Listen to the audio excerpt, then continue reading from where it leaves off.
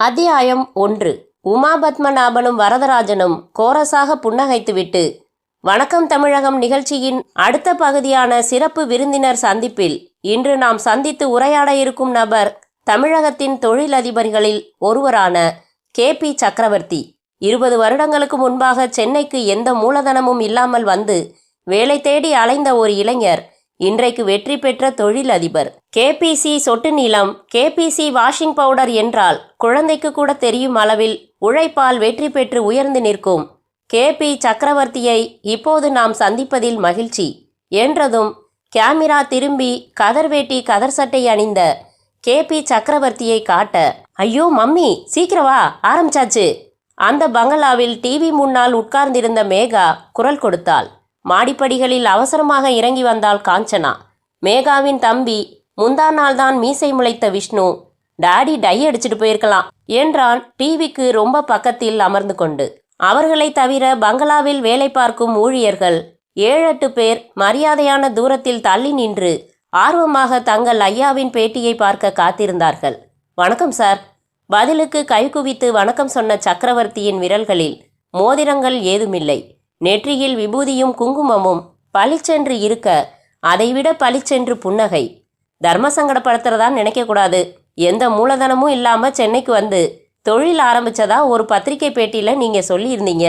அது மிகைப்படுத்தி சொன்னதா இல்லை அப்பட்டமான உண்மையா? எதுக்காக நான் மிகைப்படுத்தணும்?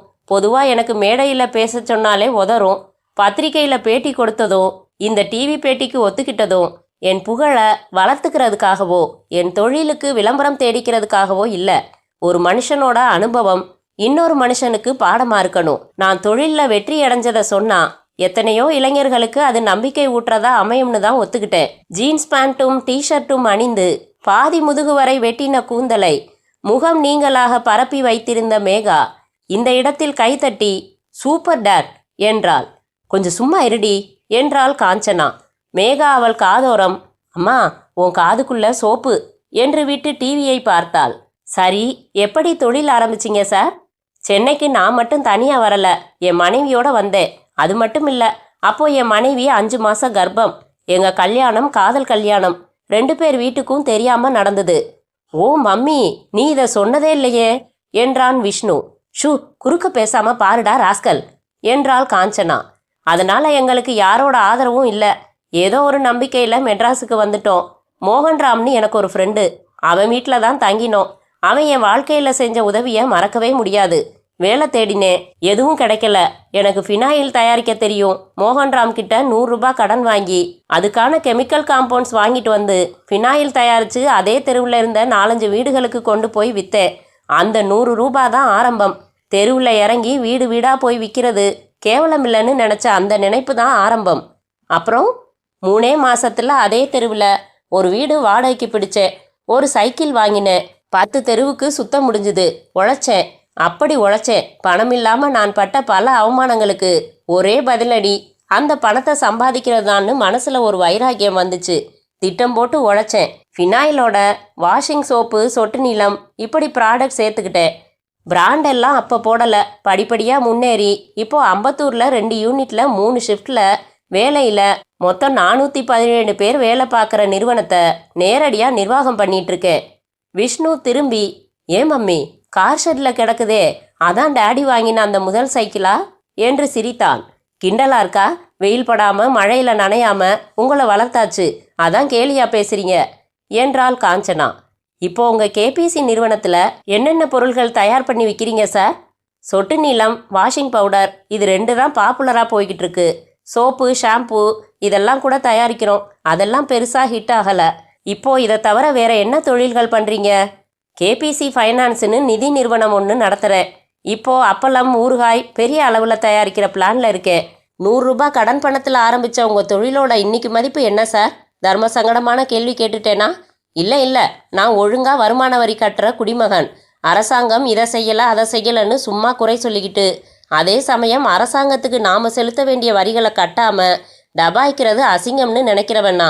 இன்னைக்கு தேதிக்கு என் தொழிலில் உள்ள மூலதனம், எனக்கு இருக்கிற சொத்துக்கள் எல்லாம் சேர்த்து கிட்டத்தட்ட 35 கோடி தேரும். காஞ்சனா நெற்றியில் தட்டிக்கொண்டு, ஐயோ எதில் வெளிப்படையாக இருக்கிறதுன்னு இல்லையா, இதையெல்லாம் பப்ளிக்காவா சொல்லுவாங்க என்றாள். சும்மா இருமா, அப்பதான் யங்ஸ்டர்ஸுக்கு ஒரு கான்ஃபிடன்ஸ் வரும் என்றாள் மேகா. 100 ரூபாயில் ஆரம்பிச்சு 20 வருஷத்துல 35 கோடிக்கு அதிபதி ஆகியிருக்கீங்கன்னா இது பெரிய சாதனை தான். இந்த வெற்றிக்கு காரணமா உங்க உழைப்பை சொல்வீங்களா? உழைப்புங்கிறது நம்ம உடம்புல இதய துடிப்பு மாதிரிங்க. இதயம் துடிக்கிறத நிறுத்திட்டா எல்லாமே போச்சு. அந்த மாதிரி எந்த தொழிலையும் உழைப்புங்கிற இதய துடிப்பு கடைசி வரைக்கும் இருந்தாகணும். எப்படி உழைக்கிறது, எதை நோக்கி உழைக்கிறதுன்னு ஒழுங்கா திட்டம் போடுற பிளானிங் ஒரு முக்கியமான பாயிண்ட். உடம்புல மூளையோட வேலை மாதிரி.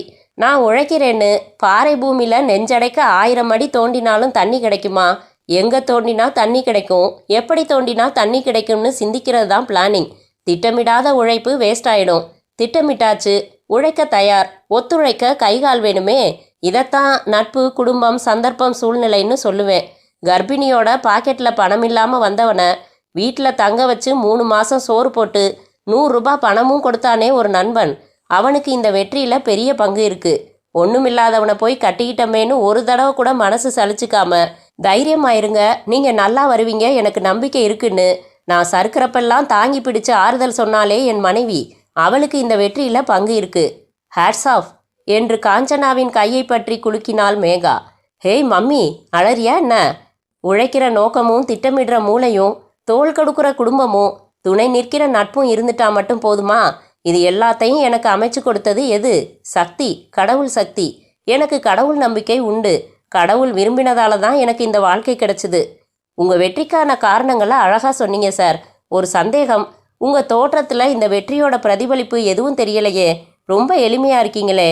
நான் பணம் சம்பாதிச்சதை நீங்களும் நானும் வெற்றி வெற்றின்னு குறிப்பிடுறப்ப எல்லாம் கொஞ்சம் குறுகுறுப்பாகவும் இருக்குது.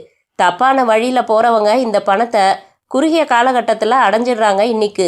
இதை நேர்மையாக சம்பாதிச்சதுக்கு தான் நான் பெருமைப்படுறேன். பணம் சம்பாதிக்கிறது மட்டுமே வாழ்க்கை வெற்றியாக நான் நினைக்கல. ஒரு நல்ல மனுஷனாக வாழ்கிறது தான் வாழ்க்கை வெற்றி. அதில் வெற்றி பெற்றவன் குடிசையிலையும் இருக்கலாம், பங்களாலையும் இருக்கலாம். பணம் என் குணத்தில் எந்த மாற்றத்தையும் கொண்டு வரல. சைக்கிளில் போனவனை காரில் போக வச்சிருக்கு, ஒண்டி குடுத்தனத்தில் வாழ்ந்தவனை பங்களாவில் வாழ வச்சிருக்கு. என் தோற்றத்துலேயும் சரி, உள் மனசுலையும் சரி, அதால் எதுவும் செய்ய முடியாது. தத்துவார்த்தமாக பேசுகிறீங்க. சமுதாய பணிகளில் ஈடுபடுத்திக்கிறதுண்டா? பல சமுதாய அமைப்புகளுக்கு பண உதவி செஞ்சுக்கிட்டு வரேன். இந்த சமுதாயம் கொடுத்த பணம் தான் என்னை வாழ வச்சுக்கிட்டு இருக்கு. அதனால் இந்த சமுதாயத்துக்கு அந்த பணத்தால் முடிஞ்ச வரைக்கும் செய்யணும்னு எண்ணம் உண்டு. சில திட்டங்களும் வச்சிருக்கேன். உங்கள் குடும்பத்தை பற்றி சொல்லுங்களே. என் மனைவி காஞ்சனா என் நம்பிக்கையோட முதுகெலும்பு, ஹோம் மினிஸ்டர். வீட்டு விவகாரம் பூரா அவ தான் கவனிச்சுக்கிறா.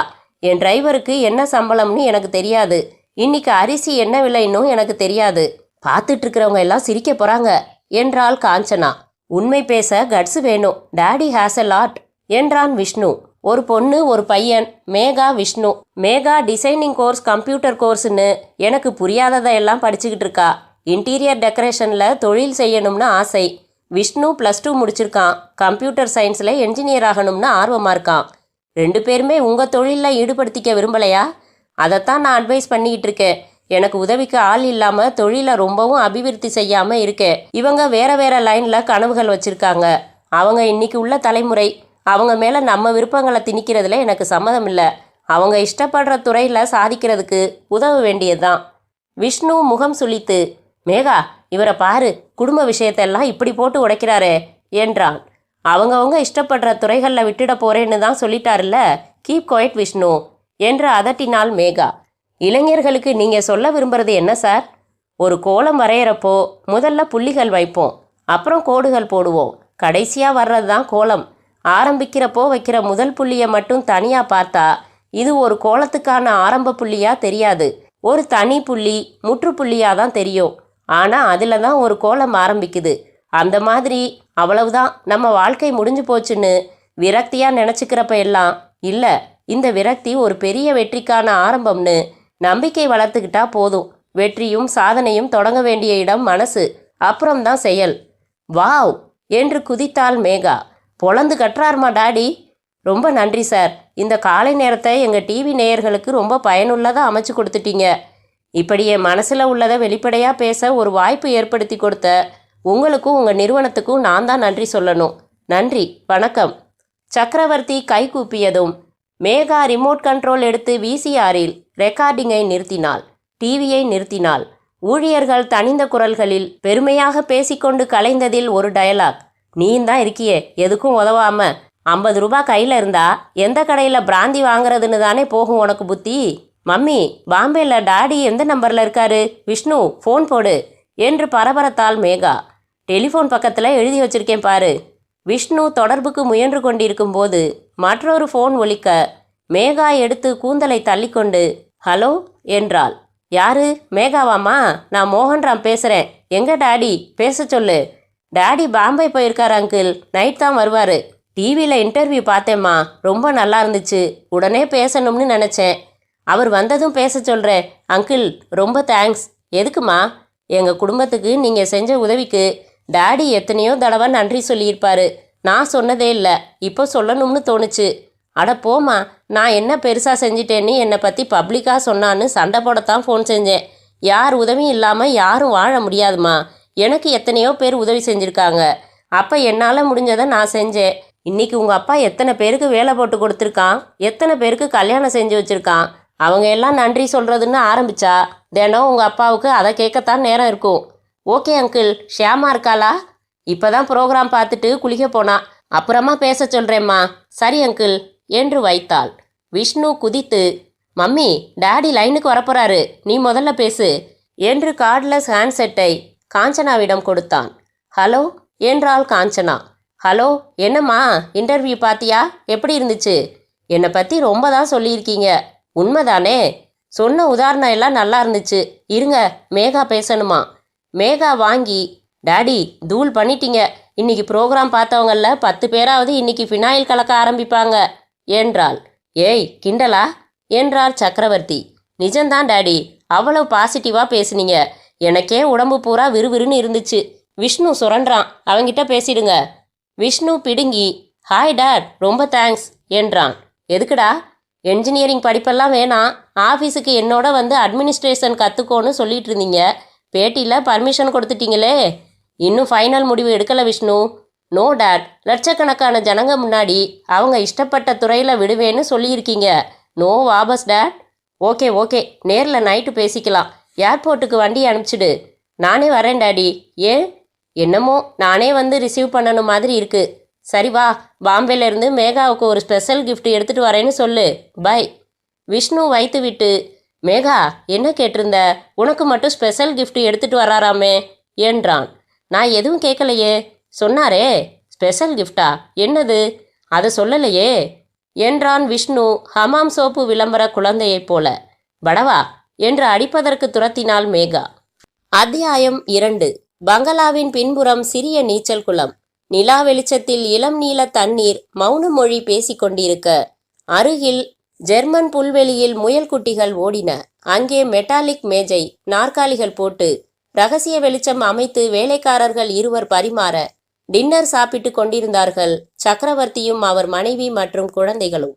அருகில் வைத்திருந்த சிடி பிளேயரில் துணுக் துணுக் என்று மூச்சுக்கு மூச்சு தலேர் மெஹந்தி பாடிக்கொண்டிருக்க கால்களால் தாளம் போட்டு உடம்பை அசைத்தபடி சாப்பிட்டு கொண்டிருந்தான் விஷ்ணு. அதை கொஞ்சம் நிறுத்தேண்டா என்றாள் மேகா. ஏன் நிறுத்தணும்? உங்களுக்கு வேணாம்னா நான் மட்டும் கேட்டுக்கிறேன் என்று ஹெட்ஃபோன் பொருத்தி காதில் மாட்டிக்கொண்டான். பிடிவாதம், விடு, போயிட்டு போறான். டாடி, எனக்கு என்னமோ ஸ்பெஷல் கிஃப்ட் கொண்டாடுறதா விஷ்ணு கிட்ட சொன்னீங்களாமே, நீயா கேட்குறியான்னு பார்த்தேன். வெயிட் என்ற சக்கரவர்த்தி சாப்பிட்டு முடித்து ஸ்பூன்களை போட்டுவிட்டு நாப்கினால் கைகளை துடைத்து கொண்டார். நாற்காலியை கொஞ்சம் நகர்த்தி போட்டு கொண்டார். மேகா, உனக்கு என்ன வயசு இப்போ? ஏன் டாடி கேட்குறீங்க? 21. இந்த வயசு எதுக்கு சரியான வயசு? நான் சொல்றேன், கல்யாணத்துக்கு என்றான் விஷ்ணு. நீ சும்மா இருடா என்றாள் காஞ்சனா. அவன் அதட்டாத, அவன் சொல்றது கரெக்டு என்ற சக்கரவர்த்தி தன் சட்டை பாக்கெட்டில் இருந்து ஒரு கவர் எடுத்தார். ஹை, மாப்பிள்ள போட்டோவா? இதான் ஸ்பெஷல் கிஃப்டா என்று விஷ்ணு அந்த கவரை பிடுங்க முற்பட கையை பின்னால் இழுத்து கொண்ட சக்கரவர்த்தி, முதல்ல மேகா தான் பார்க்கணும் என்றார். என்ன டாடி இது? நோ, நான் என்னெல்லாம் திட்டம் வச்சிருக்கேன். திடீர்னு கல்யாணம் மாப்பிள்ளன்னு ட்ராக் மாத்திட பாக்குறீங்களே. நோ, எனக்கு கல்யாணம் இப்ப கிடையாது என்றாள் மேகா. இரு மேகா, அப்பா முழுசா சொல்லி முடிக்கட்டும். என்னங்க இது? திடீர்னு எனக்கு கூட தெரியாம என்னென்னமோ ஏற்பாடெல்லாம் செய்றீங்க. இல்ல காஞ்சனா, நானா எந்த ஏற்பாடும் செய்யல. உனக்கு ராஜபாஸ்கர் தெரியுமில்ல? யாரு? லெதர் இண்டஸ்ட்ரீஸ் வச்சிருக்காரு, எக்ஸ்போர்ட் எல்லாம் பண்றாரு. ஒரு தடவை கிளப் பார்ட்டியில உனக்கு அறிமுகப்படுத்தியிருக்கேன். அன்னைக்கு பார்ட்டி முடிஞ்சு புறப்பட்டப்போ அவர் கார் ஸ்டார்ட் ஆகாம போய் அவரையும் அவர் ஒய்ஃபையும் நம்ம கார்ல ஏத்திக்கிட்டு கோட்டூர்புரத்துல அவங்க பங்களால டிராப் செஞ்சோம். இப்ப ஞாபகம் வருதுங்க. அது இருக்குமே 7-8 வருஷம். உள்ள வந்துட்டு தான் போகணும்னு கூப்பிட்டு ஜூஸ் கொடுத்து குங்குமம் ரவிக்கை துணியெல்லாம் வச்சு கொடுத்து அனுப்பினாங்களே அவங்க. இருங்க வரேன் என்று சற்றே யோசித்து, அவங்க பேர் கூட விசாலாட்சி என்றாள் காஞ்சனா. எனக்கும் அவரோட ரெகுலர் டச்சு எதுவும் இல்ல. எங்கேயாவது எப்பயாவது பாக்குறப்போ ஹலோ சொல்லிக்கிறதோட சரி. ஆனா அவரை பத்தி எனக்கு நல்லா தெரியும். என்னை பத்தி அவருக்கு நல்லா தெரியும். அவரை பாம்பேல நேத்து மீட் பண்ணேன். பிசினஸ் விஷயமா வந்தவரு. நான் தங்கி இருந்த அதே ஹோட்டல்ல தங்கி இருந்தாரு. நேத்து நைட்டு ஹோட்டல் ரெஸ்டாரண்ட்ல சேர்ந்து சாப்பிடலாம்னு அவர் தான் இன்வைட் செஞ்சாரு. சாப்பிட்டுக்கிட்டே பொதுவா ரொம்ப நேரம் பேசிக்கிட்டு இருந்தோம். அப்பதான் அவர் வருண் பத்தி சொன்னாரு. யாரு வருண்? அவரோட 2வது பையன். MBA படிச்சுட்டு பிசினஸ் பார்த்துட்டு இருக்கிறதா சொன்னாரு. முதல் பையன்? அவன் ஹைதராபாத்ல சாஃப்ட்வேர் கம்பெனி நடத்திக்கிட்டு இருக்கானா. சரி, முதல் பையனுக்கு 3 வருஷம் முன்னாடி கல்யாணம் ஆயிடுச்சான். இப்போ வருணுக்கு பெண் பார்த்துக்கிட்டு இருக்காராம். பளிச்சுன்னு நேரா விஷயத்துக்கு வந்துட்டாரு. அதாவது மேகாவை ஏதோ ஒரு ஃபங்க்ஷன்ல அவர் ஒய்ஃபு பார்த்துருக்காங்களாம். எனக்கு ஜாதியோ ஜாதக பொருத்தமோ முக்கியம் இல்ல, மனசு பொருந்தினா போதும். இது வருண் போட்டோ. உங்க டாக்டர் கிட்ட காமிங்க. ஃபேமிலியில கன்சல்ட் பண்ணுங்க. விருப்பம் இருந்தா சொல்லுங்க. 2 ஃபேமிலியும் ஏதாச்சும் ஒரு ஸ்டார் ஹோட்டல்ல மீட் பண்ணி பேசலாம். வருணும் மேகாவும் பேசட்டும். 2 பேரும் சம்மதம் சொன்னா நாம ஃபர்தரா ப்ரொசீட் பண்ணலாம்னு வெளிப்படையா சொன்னாரு. போட்டோ கொடுத்தாரு. இன்னைக்கு ஃப்ளைட்ல வர்றப்போ இதை பத்தி தான் யோசிச்சேன். இதே ஊர்ல மேகாவுக்கு மாப்பிள்ள அமைகிறது பெரிய ப்ளஸ் பாயிண்ட். ராஜபாஸ்கர் பெரிய இண்டஸ்ட்ரியலிஸ்ட். நம்ம அந்தஸ்தை விடவும் கொஞ்சம் கூடத்தான் சொல்லலாம். கௌரவமான குடும்பம். 2 பையன்க. ஒருத்தன் இங்க இல்ல. வருண் போட்டோவை பார்த்துட்டு இன்னும் இம்ப்ரெஸ் ஆயிட்டேன். இப்படியெல்லாம் திடீர்னு கூடி வர்றப்போ நோ சொல்றது சரியில்லைன்னு பட்டுது. இப்போ சொல்லு காஞ்சனா, நான் இப்போ கல்யாண பேச்சை எடுத்தது தப்பா என்றார் சக்கரவர்த்தி. தெரிஞ்ச குடும்பம், அந்தஸ்தான குடும்பம், அவங்களே விரும்பி கேக்குறாங்க. இப்படி ஒரு இடம் அமைய கொடுத்து வச்சிருக்கணுங்க. எங்க போட்டோவை கொடுங்க. காஞ்சனா ஆர்வமாக வாங்கி பார்த்து விட்டு, பிரமாதமா இருக்கான் பையன். மேகா கண்ணை மூடிட்டு சரின்னு சொல்லலாம். மேகாவை இந்த பையன் ஓகே சொல்லிட்டா அது மேகாவோட அதிர்ஷ்டம் தான். மேகா இந்தா பாரே என்றாள். விரல் நகத்தை கடித்து துப்பியபடி டென்ஷனாக இருந்த மேகா, நோ நான் பார்க்க மாட்டேன். இப்ப எனக்கு கல்யாணம் வேண்டாம்னு சொல்றேன். அப்புறம் ஏன் பார்க்கணும் என்றாள். விஷ்ணு அம்மாவிடமிருந்து பிடுங்கி பார்த்து விட்டு, மேகா ரொம்ப தான் அலட்டிக்காத, ஆள் சூப்பரா இருக்காரு பாரு என்றான். முடியாதுன்னு சொல்றேன்ல. ஏம்மா என்றார் சக்கரவர்த்தி. டாடி, என் பிளான்ஸ் உங்களுக்கு தெரியும். நான் இன்னும் கோர்ஸ் முடிக்கணும். ஆபீஸ் போகணும், சொந்தமா சம்பாதிக்கணும், பேர் வாங்கணும். இதையெல்லாம் நான் ராஜபாஸ்கர் கிட்ட சொன்னேம்மா. அவர் என்ன சொன்னார் தெரியுமா? எனக்கு தெரிய வேண்டியதில்ல. அவ கிடக்கா, நீங்க சொல்லுங்க என்ன சொன்னாரு? எங்க வீட்டுல 12 பேர் வேலை செய்யறாங்க. உங்க பொண்ணு வந்து வாசல் தெளிச்சு கோலம் போட்டு காய்கறி நறுக்க வேண்டியதில்ல. இன்ஃபேக்ட் சமையல் கட்டு பக்கமே போக வேண்டியதில்ல. வருண் ஆபீஸ்ல அவனுக்கு உதவியா இருக்கலாம். இல்ல அவளுக்கு எதுல விருப்பமோ அப்படி செயல்படுறதுக்கு எங்களுக்கு அப்ஜெக்ஷன் இல்லைன்னு சொன்னாரு. அப்புறம் என்ன மேகா, இந்த மாதிரி யார் சொல்லுவாங்க? திடீர்னு இப்படி என்ன எல்லாரும் சேர்ந்து கார்னர் பண்றீங்களே, ஏன்? எனக்கு எதுவும் பிடிக்கல.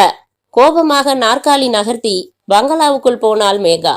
சக்கரவர்த்தி யோசனையாக காஞ்சனாவை பார்த்தார். அவ கடக்கா, அவளுக்கு என்ன தெரியும்? எல்லாத்துலயும் அவங்க இஷ்டப்படி விட்டுடக்கூடாதுங்க. இவ்வளவு நல்ல ஜனங்க கிடைக்க மாட்டாங்க. இப்படி ஒரு இடம் அமையாது. நீங்க 4 நாள் கழிச்சு 2 ஃபேமிலியும் சந்திக்க தேதி முடிவு பண்ணிடுங்க. அதுக்குள்ள அவளை நான் சமாதானப்படுத்தி சம்மதிக்க வச்சிடுறேன் என்றாள் காஞ்சனா.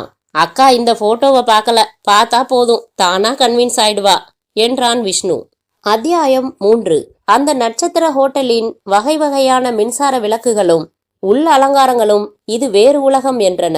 அந்த ரெஸ்டாரண்டின் கீழ்ப்பகுதியில் சக்கரவர்த்தி, காஞ்சனா, விஷ்ணு, ராஜபாஸ்கர், அவர் மனைவி விசாலாட்சி ஆகியோர் ரகசியம் போல குறைந்த ஒலியுடன் பேசி சிரித்து சாப்பிட்டு கொண்டிருக்க, அதே இடத்தின் மாடிப்பகுதியில் ஒரு மூலை மேஜையில் எதிரெதிரே மேகாவும் வருணும் அமர்ந்திருந்தார்கள். மேகா உறுத்தாதபடி தன்னை மென்மையாக அலங்கரித்திருந்தாள்.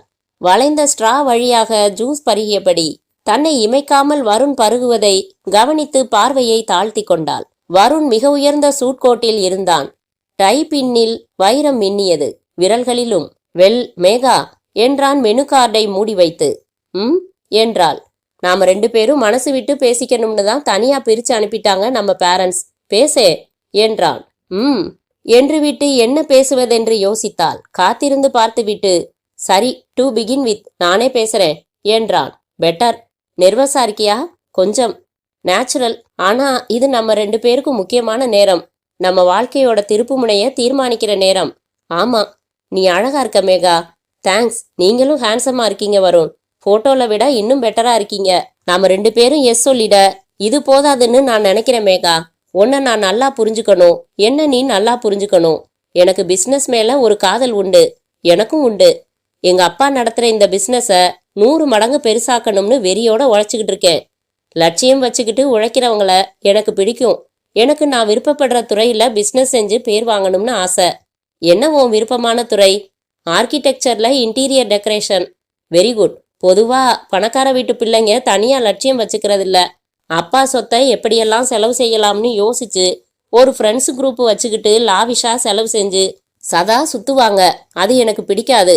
எனக்கும் பிடிக்காது.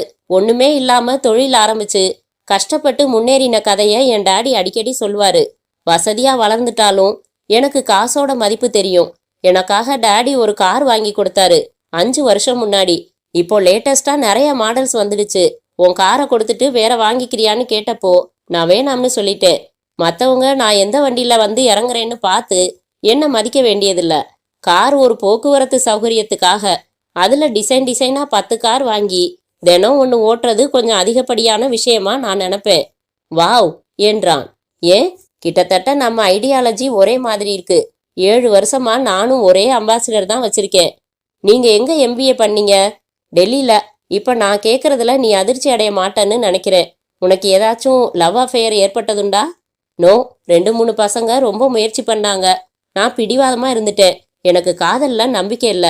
ஏன் அப்படி? நம்பிக்கை ஊட்டுற மாதிரி காதல் இல்ல. என்னோட 2-3 ஃப்ரெண்ட்ஸ் அதுல மாட்டிக்கிட்டு கடைசியில கண்ணை கசக்கிட்டு தான் நின்னாங்க. ஒருவேளை உன்னை சுத்தி நடந்த காதல்கள்ல ஒரு மனப்பூர்வமான வெற்றிகரமான காதலை நீ சந்திக்காம போனது கூட உன் அபிப்பிராயத்துக்கு காரணமா இருக்கலாம் இல்லையா? மேபி. என்ன இவ்வளவு சப்போர்ட் பண்றீங்க? உங்களுக்கு அப்படி அனுபவம் உண்டா? உங்ககிட்ட ரொம்ப உண்மை பேச விரும்புறேன் மேகா. டெல்லியில நான் படிச்சுக்கிட்டு இருந்தப்போ, ஐ மீன் 6-7 வருஷம் முன்னாடி, அவ பேர் சிவானி. Malaysia girl. ஸ்டூடெண்ட் விசால வந்து ஹாஸ்டல்ல தங்கி படிச்சுக்கிட்டு இருந்தா. சைனீஸ் பாஷையும் மலாய் பாஷையும் அவ எனக்கு கத்து தந்தா. ஹிந்தியும் தமிழும் நான் அவளுக்கு கத்து தந்தேன். இப்படி ஆரம்பிச்ச நட்புல நான் காதலை உணர்ந்தேன்.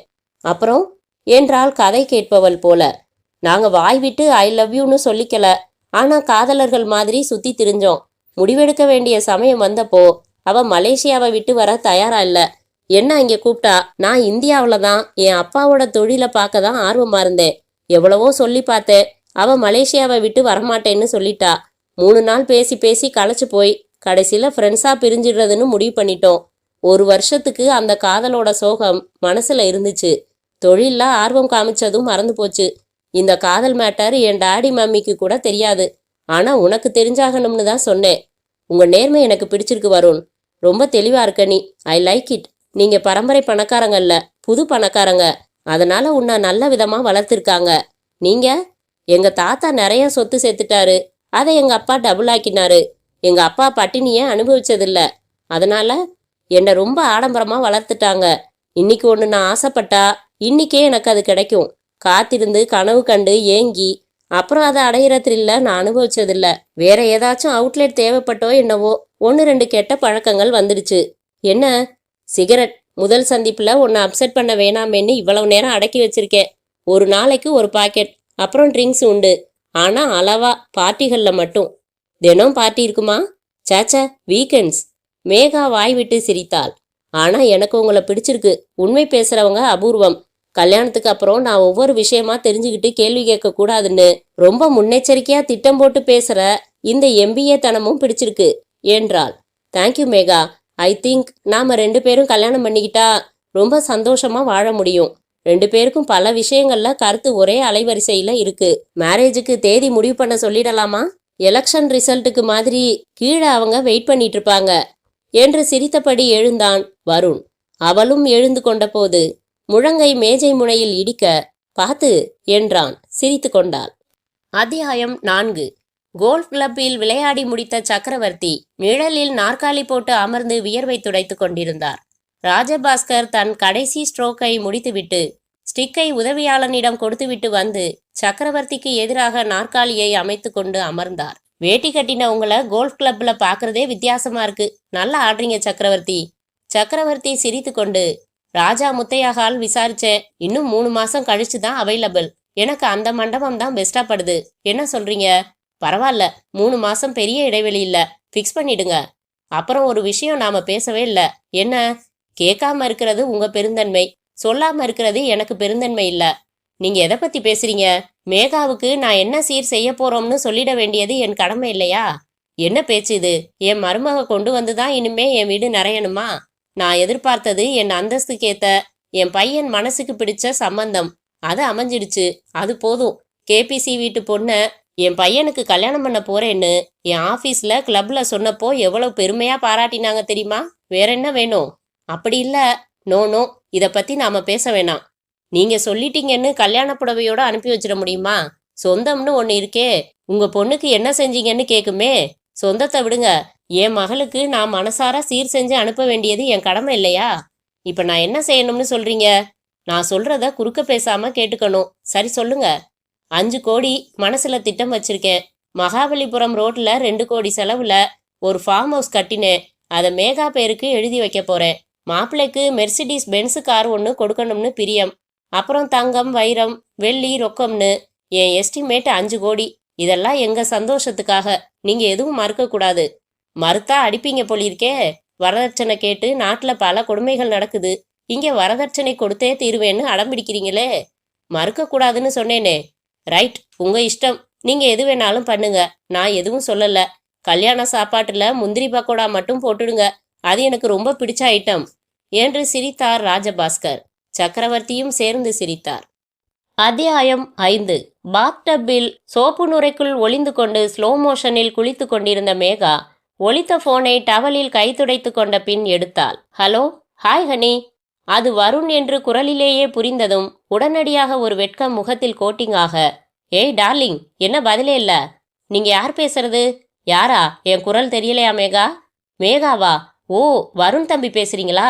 நான் அவங்க அம்மா பேசுறேன் தம்பி என்றால் உதட்டுக்குள் சிரித்தபடி. ஓ சாரி ஆண்டி, ஐம் சாரி, நான் மேகான்னு நினைச்சு. பரவாயில்ல தம்பி, கொஞ்சம் இருங்க, நான் அவளை பேச சொல்றேன் என்றவள் சில வினாடிகள் இடைவெளி விட்டு, ஹலோ வருண், என்னப்பா இது, பயங்கர ஜொல்லு போலிருக்கே நீங்க என்றாள். ஏன் ஏன் எங்க அம்மா கிட்ட போய் ஹனி டார்லிங் எல்லாம் பேசுறதா? போச்சு, என் மானமே போச்சு. அது அவங்க உடனடியா உங்ககிட்ட சொல்லலன்னா என்னவா? உங்க 2 பேர் குரலும் ஒரே மாதிரியா இருக்கு. மேகா, சாரி சொல்லிடுமா. வாய் விட்டு சிரித்த மேகா, ஏமாந்தீங்களா? நான் தான் 2 விதமாவும் பேசினேன் கண்ணா என்றாள். பாவி, படுபாவி, கொஞ்ச நேரத்துல என்னை எப்படி டென்ஷன் பண்ணிட்ட நீ? நேத்து ஐஸ்கிரீம் பார்லர்ல திடீர்னு கரண்ட் போனப்போ நீ மட்டும் என்ன டென்ஷன் பண்ணலையா? சப்பக்குன்னு என் கன்னத்துல முத்தம் கொடுத்துட்டு கரண்ட் வந்ததும் அப்பாவியா முகத்தை வச்சுக்கிட்டு இருந்தீங்க. நான் கேட்டதுக்கு ஐயோ நான் இல்ல, அப்ப யாருன்னு கேட்டு என்னை பதற வைக்கல. பழிக்கு பழியா? விஷமத்துக்கு விஷமம். கேரியான் மேகா, இந்த மாதிரி விஷமங்கள் இல்லைன்னா காதல்ல த்ரில்லே இல்ல. நம்ம காதல்ல 2 விஷயம்தான் போரு. என்னது? 2 பேரண்ட்ஸும் சம்மதிச்சு அனுமதி கொடுத்துட்ட காதல். இதோட கிளைமேக்ஸ் நமக்கு தெரிஞ்ச கிளைமேக்ஸ். அப்படிங்களா சார்? அப்போ இந்த போர் அடிக்கிற காதலை நிறுத்திட்டு நேரா மணவரையில மீட் பண்ணிக்கலாமா? போனை வச்சிடட்டுமா? ஏய், நான் விளையாட்டுக்கு சொன்னேன். நான் மட்டும் வச்சிடுவேனாக்கும். என்ன பண்ணிக்கிட்டு இருக்க? சலக் சலக்குன்னு சத்தம் கேட்குதே. குளிக்கிறப்போ சத்தம் கேட்காதா? வாவ், இப்போ என் முன்னாடி பூதம் வந்து என்ன செய்யணும்னு கேட்டா என்ன சொல்வேன் தெரியுமா? என்ன சொல்லுவீங்க? நீயும் நானும் கையில் வச்சிருக்கிற ஃபோனை உடனே பிக்சர் ஃபோனா மாற்ற சொல்லுவேன். சீ, யாராச்சும் கிராஸ் டாக்ல வந்துட்டா? ஐயோ வேணாம், ரொம்ப கமகமங்குதே. என்ன சோப்பு? வழியாதீங்க வருண். ரைட், இன்னைக்கு ஈவினிங் என்ன ப்ரோக்ராம்? தினமும் மீட் பண்ணி ஆகணுமா? பின்ன எவ்வளவு விஷயங்கள் புரிஞ்சுக்க வேண்டியிருக்கு. இருட்டுல திடீர்னு முத்தம் கொடுத்தா எப்படி இருக்குன்னு நேத்து புரிஞ்சுக்கிட்டாச்சு. இந்த மாதிரி. ஏய், இல்ல இல்ல, இனிமே அப்படி செய்யல. ரைட்டு, நீங்களே ப்ரோக்ராம் சொல்லுங்க. ஸ்னோபால் பவுலிங் ஆடுவியா? தெரியாது. போலாம், நான் கத்துத்தரேன். இன்ட்ரெஸ்டிங்கா இருக்கும். 5:30 மணிக்கு தேவதை ரெடியா இருந்தா வந்து பிக்கப் பண்ணிக்கிறேன். இல்ல, நான் ஆஃபீஸுக்கு வந்துடுறேன். எதுக்கு? என் ரூமை எப்படி வச்சிருக்கேன்னு பார்க்கணுமா? இல்ல, உங்க செக்ரட்டரி ஜெயஸ்ரீயை பார்க்கணும். எதுக்கு? அவ எப்படி இருக்கான்னு பார்க்கணும். சந்தேகமா? இல்ல, உரிமை. வா, வந்து சேரு. இரு, வச்சிடாத. என்ன கலர் காஸ்டியூம்ல வருவேன்னு சொல்லிட்டா நானும் மேட்சா ட்ரெஸ் பண்ணியிருப்பேன். சிரித்தாள் மேகா. ஏன் சிரிக்கிற? இதெல்லாம் முட்டாள்தனமா இல்ல? ஆனா முட்டாள்தனமா நடந்துக்க விருப்பமா இருக்கே. ஏன்? வேறென்ன, லவ் தான். ஓகே, நான் பிளாக் ஜீன்ஸும் பிளாக் அண்ட் ஒயிட் ஸ்ட்ரைப்ஸில் டிஷர்ட்டும் போட்டுட்டு வரலாம்னு இருக்கேன். ரைட், நேற்று சாரியில் வந்தியே, அது ரொம்ப சௌகரியமாக இருந்துச்சே டார்லிங். அதனால தான் ஜீன்ஸில் வரதா இருக்கேன். விவரம்தான். வச்சிடட்டுமா? குளிக்கணும். ஹாவ் அ நைஸ் பாத் என்று அவன் சொன்னதும் சிரித்தாள் மேகா. அத்தியாயம் 6. சக்கரவர்த்தியின் கார் அம்பத்தூர் இண்டஸ்ட்ரியல் எஸ்டேட்டில் அவரது கேபிசி ப்ராடக்ட்ஸ் நிறுவனத்தில் அலுவலக கட்டிட வாசலில் நின்றதும் வாட்ச்மேன் ஓடி வந்து கதவை திறந்து விட்டான். பியூன் அவர் கையில் இருந்து பிரீஃப் கேஸை வாங்கி கொண்டான். சக்கரவர்த்தி சட்டையை உயர்த்தி லேசாக நெகிழ்ந்திருந்த வேட்டியை இறுக்கமாக கட்டிக்கொண்டு நேராக யூனிட்டுக்குள் சென்றார். ஆஸ்பெட்டாஸ் கூரைக்கு கீழே தானியங்கி இயந்திரங்கள் சலவை பவுடருக்கான காம்பவுண்ட் கலந்த மகா தொட்டியில் கலக்கவும் பேக்கிங் செய்யவும் பயன்படுத்தப்பட்டு கொண்டிருந்தன. இறுதியாக சேகரமான 1/2 கிலோ 1 கிலோ பாக்கெட்டுகளை வரிசையாக தொழிலாளர்கள் உட்கார்ந்து 20 பாக்கெட் 40 பாக்கெட் என்று அட்டைப்பெட்டிகளில் அடுக்கி சீல் வைத்து பேட்ச் நம்பர் குத்தி ஓரமாக அடுக்கி கொண்டிருந்தார்கள். அதே மாதிரி சொட்டு நீளம் தயாரிப்பு பணிகளும் துரிதமாக நடந்து கொண்டிருக்க இவர் ஒவ்வொரு இயந்திரம் அருகிலும் வந்து அதன் ஃபோர்மேனிடம் பேசிவிட்டு சில நிமிடங்கள் இயக்கத்தை நின்று பார்த்துவிட்டு அடுத்ததற்கு சென்றார். குடோன் வாசலில் டெலிவரி வேன்களில் அட்டைப்பெட்டிகள் ஏற்றப்படுவதை பார்வையிட்டார். அங்கங்கே சில குறிப்புகள் சொல்லிவிட்டு மீண்டும் முன்புற அலுவலக கட்டிடம் வந்து முதல் மாடியில் இருந்த தனது அறைக்கு வந்த வழியில் பல காலை வணக்கங்களை வாங்கி கொண்டார். தன் நாற்காலியில் அமர்ந்து படிக்கின்ற கண்ணாடி எடுத்து துடைத்து மாட்டிக்கொண்டு கம்ப்யூட்டரை ஆன் செய்து கொண்டார். இன்டர்காமில் தேவராஜ் வாங்க என்று வைத்தார். தேவராஜ் வந்ததும் தன் பிரீஃப்கேஸ் திறந்து 2 கவர்களை எடுத்து கொடுத்தார். 2 டாக்குமெண்ட்ஸும் படித்து பார்த்துட்டேன். ஒன்று ஓகே, இன்னொன்னுல நாம புதுசா பர்ச்சேஸ் பண்ண போற மெஷினரிஸ் மட்டும்தான் பேங்கர்ஸுக்கு ஹைபாத்திகேட் பண்றதா பேசினோம். அப்படித்தானே பேசினோம்? ஆமா சார், நானும் இருந்தேனே. ஏஜிஎம் ஒத்துக்கிட்டாரே. இதுல இப்ப இருக்கிற 2 மெஷினரிஸும் சேர்த்திருக்காங்க. அதெப்படி சார்? இது வேற பேர்ல இருக்கு. லோன் வாங்குற ஃபார்ம் பேரு வேற. 2லையும் ஓனர் ஒருத்தர் தானே. இங்க எல்லா ஹைபாத்திகேஷனும் ரிலீஸ் ஆயிடுச்சு. அவங்க அதிகமான பாதுகாப்பா நினைச்சு இப்படி பண்ணியிருக்காங்க. அதனால நீங்க ஏஜிஎம்மை பார்த்து பேசுங்க. பேசியபடியே வேற டாக்குமெண்ட்ஸ் தயாரிக்க சொல்லுங்க. ஏதாச்சும் மழுப்பினா பேசாம வந்துடுங்க. நமக்கு லோன் கொடுக்க 100 பேங்க் ரெடியா இருக்கு. பணம் இல்லாமலா லோன் வாங்குறோம்? இன்ட்ரெஸ்ட் பேமெண்ட்ஸ் ஐடியில் சலுகை பண்ணிக்க முடியும்னு ஆடிட்டர் சொன்ன அட்வைஸில் தானே வாங்குறோம். பேசுகிறப்போ வெண்ணெயில் போட்டு அப்புறம் இப்படி நடந்துக்கிட்டா எப்படி? இதெல்லாம் என்கிட்ட பேசாதீங்க, அங்கே பேசுங்க என்று இவரிடம் பேசியபடி கம்ப்யூட்டரில் விற்பனை புள்ளி விபரங்களை பார்த்து கொண்டிருந்தவர் திடீரென்று நிமிர்ந்து, என்னாச்சு ஸ்வஸ்திக் டிஸ்ட்ரிபியூட்டர்ஸுக்கு என்றார். என்ன சார், வாரத்துக்கு 14 லட்சத்துக்கு இன்வாய்ஸ் வரும். 1 வருஷமா ரெகுலராக இந்த சேல்ஸ் பண்ணிக்கிட்டு இருந்தான். போன வாரம் 10 லட்சம் தான் பில்லாகி இருக்கு. இந்த வாரம் 4 லட்சம் என்னாச்சு? கம்ப்யூட்டரில் ஸ்வஸ்திக் டிஸ்ட்ரிபியூட்டர்ஸின் தனிப்பக்கத்திற்கு சென்று விற்பனை விபரத்தை விரிவாக பார்த்து, என்னன்னு விசாரிச்சிங்களா? நான் கவனிக்கல சார். என்ன தேவராஜ், என்ன பேச்சு இது? பிஸ்னஸில் கண்கொத்தி பாம்பு மாதிரி எப்பவும் அலர்ட்டாக இருக்கணும். நம்ம சுற்றி 100 போட்டி கம்பெனிங்க இருக்காங்க. டிவி பார்க்குறீங்கல்ல, வாஷிங் பவுடர் விளம்பரம் மட்டும் எத்தனை வருது? திடீர்னு ஒரு டிஸ்ட்ரிபியூட்டர் வாங்குறத குறைச்சிருக்கான். அதை கவனிச்சு ஏன்னு கேட்க வேணாமா? சடகோபனை கூப்பிடுங்க. மார்க்கெட்டிங் மேனேஜர்னு எதுக்கு உட்காந்துருக்கான் அந்த ஆளு? சக்கரவர்த்திக்கு டென்ஷன் ஏறி கொண்டிருந்தது. கையில் பென்சிலோடு உள்ளே வந்த சடகோபன், ஸ்வஸ்திக் டிஸ்ட்ரிபியூட்டர்ஸ் புதுசாக 2 கம்பெனியோட டிஸ்ட்ரிபியூஷன் எடுத்திருக்காங்க. நாம் பேமெண்ட்டில் ஸ்ட்ரிக்ட்டு. 1 வாரம் தான் அலவன்ஸ் தரோம். பணத்தட்டுப்பாடு காரணமாக ஆர்டரை குறைச்சிருக்கணும்னு நினைக்கிறேன் என்றான். நினைக்கிறீங்களா? ஆஃபீஸில் டெலிஃபோன் எல்லாம் செத்து போச்சா? ஃபோன் செஞ்சு ஏன் ஆர்டரை குறைச்சிங்கன்னு கேட்டு சரியான பதிலாக அவன் வாயால் தெரிஞ்சுக்க மாட்டீங்களா? இப்படி யூகமாக சொல்கிறவனுக்கு பேர் எக்ஸிக்யூட் இல்லை சார், ஜோசியன். சாரி சார், தலைகுனிந்தான் சடகோபன். சிட்டியில் நமக்கு 3 டிஸ்ட்ரிபியூட்டர்ஸ், 3 பேருமே 2 வாரமாக வாங்குறத குறைச்சிருக்காங்க. இதோ பாருங்க, ஒரு பட்டன் தட்டினா தகவல் சொல்கிறதுக்கு கம்ப்யூட்டர் போட்டு வச்சுருக்கேன். அப்படி பட்டன் தட்டி பார்க்குறதுக்கு கூட சோம்பேறித்தனமாக இருக்குதுன்னா பேசாமல் வீட்டுக்கு போய் டிவி சீரியல் பாருங்க சடகோபன். சாரி சார் என்றான் மீண்டும். வாட் நான்சென்ஸ், எனக்கு 10 நிமிஷத்தில் பதில் தெரியணும், கரெக்டான பதில். திடீர்னு சிட்டியில் மட்டும் ஏன் சேல்ஸ் குறைஞ்சிருக்கு? இப்போ சொல்லிடுறேன் சார் என்று ஓடினான் சடகோபன். நான் பேங்க்குக்கு என்று இழுத்தான் தேவராஜ். போலாம், அது ஒன்றும் அவசரம் இல்லை. மற்ற ஊர்களில் எப்படி இருக்கு என்று கம்ப்யூட்டரில் திருச்சி, சேலம், கோவை, மதுரை, ஈரோடு, நெல்லை என்று ஒவ்வொரு மாவட்ட வாரியான டிஸ்ட்ரிபியூட்டர்களின் கொள்முதல் கணக்குகளை பார்க்க துவங்கி, அங்கெல்லாம் எதுவும் ப்ராப்ளம் இல்லை என்று நிம்மதியாக சொல்லி கொண்டார். சடகோபன் உள்ளே வந்து, சார் 3 டிஸ்ட்ரிபியூட்டர்ஸ் கிட்டையும் ஃபோன் செஞ்சு பேசினேன் சார். ரீட்டைல் பாயிண்ட்ஸ்லாம் ஆர்டர் திடீர்னு குறைஞ்சது நாங்களா குறைச்சோம்னு சொல்றாங்க சார் என்றான். அதான் ஏன் கடைக்காரங்க ஏன் டிஸ்ட்ரிபியூட்டர்ஸ் கிட்ட வாங்குறத குறைச்சிருக்காங்க? சார், இந்த மாசத்துல மட்டும் 3 புது வாஷிங் பவுடர் மார்க்கெட்டுக்கு வந்திருக்கு. எல்லா சேனல்கள்லையும் விளம்பரம் வெளுத்து கட்டுறாங்க. எக்ஸிபிஷன்ல ஸ்டால் போட்டு ஸ்கீம்ஸ் வச்சு ப்ரொமோட் பண்றாங்க. வீட்டுக்கு வீடு போய் இலவசமா சாம்பிள் பாக்கெட்ஸ் கொடுத்து இருக்காங்க. Start this nonsense. நம்ம ப்ராடக்ட் மார்க்கெட்டுக்கு முந்தா நாள் வரல, 20 வருஷம் ஆச்சு. என்ன போட்டி வந்தாலும் அசையாம ஸ்டெடியா நம்ம கிராஃப் ஏறிக்கிட்டு தான் இருக்கு. இப்ப 4 வருஷமா தான் விளம்பரத்துக்கு ஒதுக்குற பட்ஜெட்டை கொஞ்சம் குறைச்சிருக்கோம். இப்போவும் பிரிண்ட் மீடியா, விஷுவல் மீடியால நம்ம விளம்பரங்கள் தொடர்ந்து வந்துகிட்டு தான் இருக்கு. எனக்கு போட்டிகளால சேல்ஸ் பாதிச்சிருக்குங்கிற பதில் சரியா படல. இது உண்மைன்னா இந்த பாதிப்பு தமிழ்நாடு பூரா ஏற்பட்டிருக்கணும். எல்லா இடத்துலையும் அதே சேல்ஸ் இருக்கே, ஏன் சிட்டில மட்டும்? சடகோபன் மௌனமாக நின்றான். யூகத்திலேயே பதில் சொல்ல மறுபடி முயற்சி பண்ணாதீங்க சடகோபன். உங்களோட 4 பேரை கூட்டிக்கங்க. நம்ம கம்பெனி ஜீப் எடுத்துக்கங்க. நேரா ஸ்வஸ்திக் டிஸ்ட்ரிபியூட்டர் கிட்ட போங்க. அவங்க கிட்ட நம்ம ப்ராடக்ட்ஸ் வாங்குற சூப்பர் மார்க்கெட்ஸ் கடைக்காரங்க லிஸ்ட் வாங்கிக்கங்க. ஒவ்வொரு இடத்துக்கும் போய் நேரடியா கேளுங்க. சேல்ஸ்மேனை விசாரிங்க. நாளை காலையில ஒரு டீட்டெயில் ரிப்போர்ட் என் மேஜையில் இருக்கணும். கமான் தேவராஜ், இவர் அனுப்பி வச்சுட்டு அப்புறமா பேங்குக்கு போங்க. அவர்கள் போனதும் சிந்தனையாக கம்ப்யூட்டர் சொல்லும் எண்களையே பார்த்து கொண்டிருந்தார் சக்கரவர்த்தி. அத்தியாயம் 7. வினோத் அந்த அலுவலக அறையில் சிந்தனையாக ரிசீவரை பார்த்துவிட்டு வைத்தான். என்ன என்றான் எதிரில் அமர்ந்து சிகரெட் பிடித்து கொண்டிருந்த திவாகர். அழகப்பன் ஃபோன் செஞ்சான். என்னவா? சக்கரவர்த்தி முடிச்சுக்கிட்டாராம். சோவாட், பயப்படுறானா? அழகப்பன் பயப்படுறாளா என்ன? என்ன ஆக்ஷன் எடுத்திருக்காரு? மார்க்கெட்டிங் மேனேஜரை கடகடையா போய் விசாரிச்சுட்டு வர சொல்லியிருக்காராம். தெரிஞ்சிருமா வினோத்? சான்ஸே இல்லை. எப்படி சொல்ற?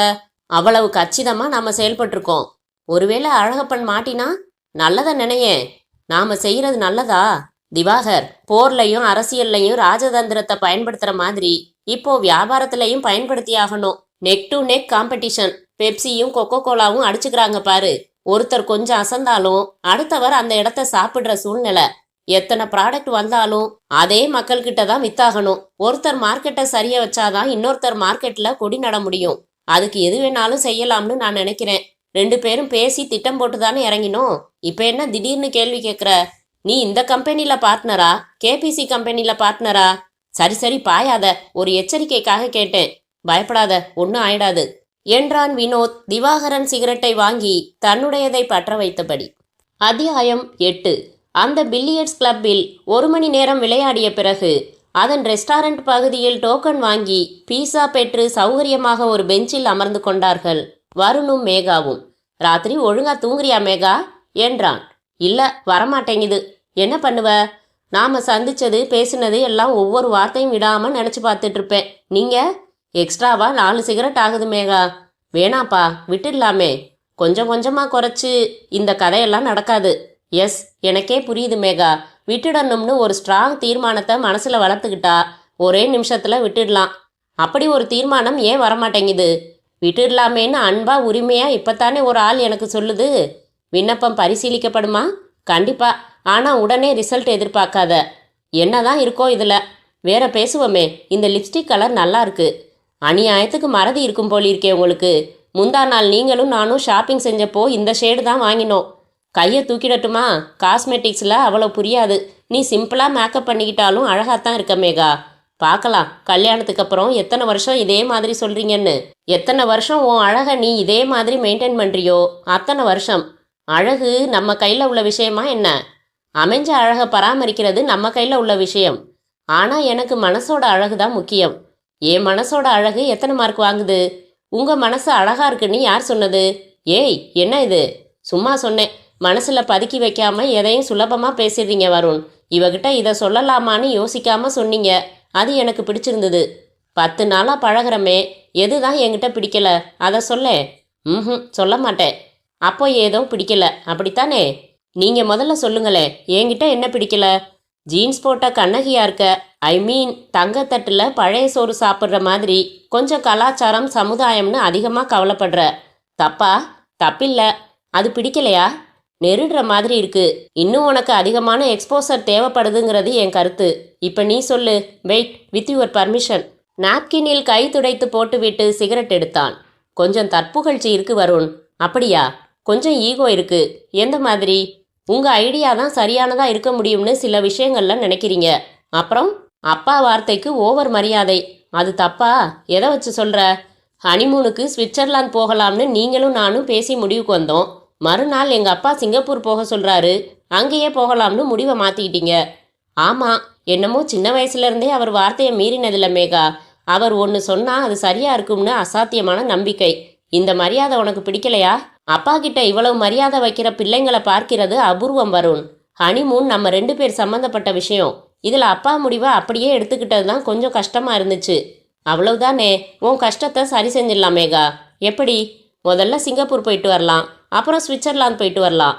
எங்கள் அப்பாவுக்கும் மரியாதை, மனைவிக்கும் மரியாதை. எப்படி? வேணாம், நான் பேச்சுக்கு சொன்னேன். தன் இஷ்டத்தை சாதிச்சுக்கிறான்னு எனக்கு கெட்ட பேர் வரும். ஆமாம், உங்கள் ஃபார்ம் ஹவுஸ் 2 கோடியில் கட்டினதாமே? ஆமாம், அங்கே அழகான தோட்டம் இருக்குது, அழகான ஸ்விம்மிங் பூல் இருக்குது. நாளைக்கு ஃப்ரீயா? நீங்கள் முழு நாள் ஒதுக்குறதா இருந்தால் சொல்லுங்கள், போகலாம். ஒரு நாள் முழுக்கவா? உன்னோடவா?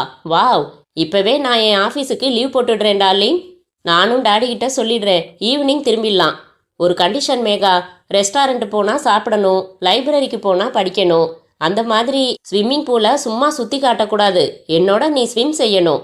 ஐயோ, நான் மாட்டேன். நீங்கள் வேணும்னா தாராளமாக ஸ்விம் பண்ணுங்க. அப்படின்னா நான் வரல. என்னப்பா அது சின்ன பிள்ளையாட்டம்?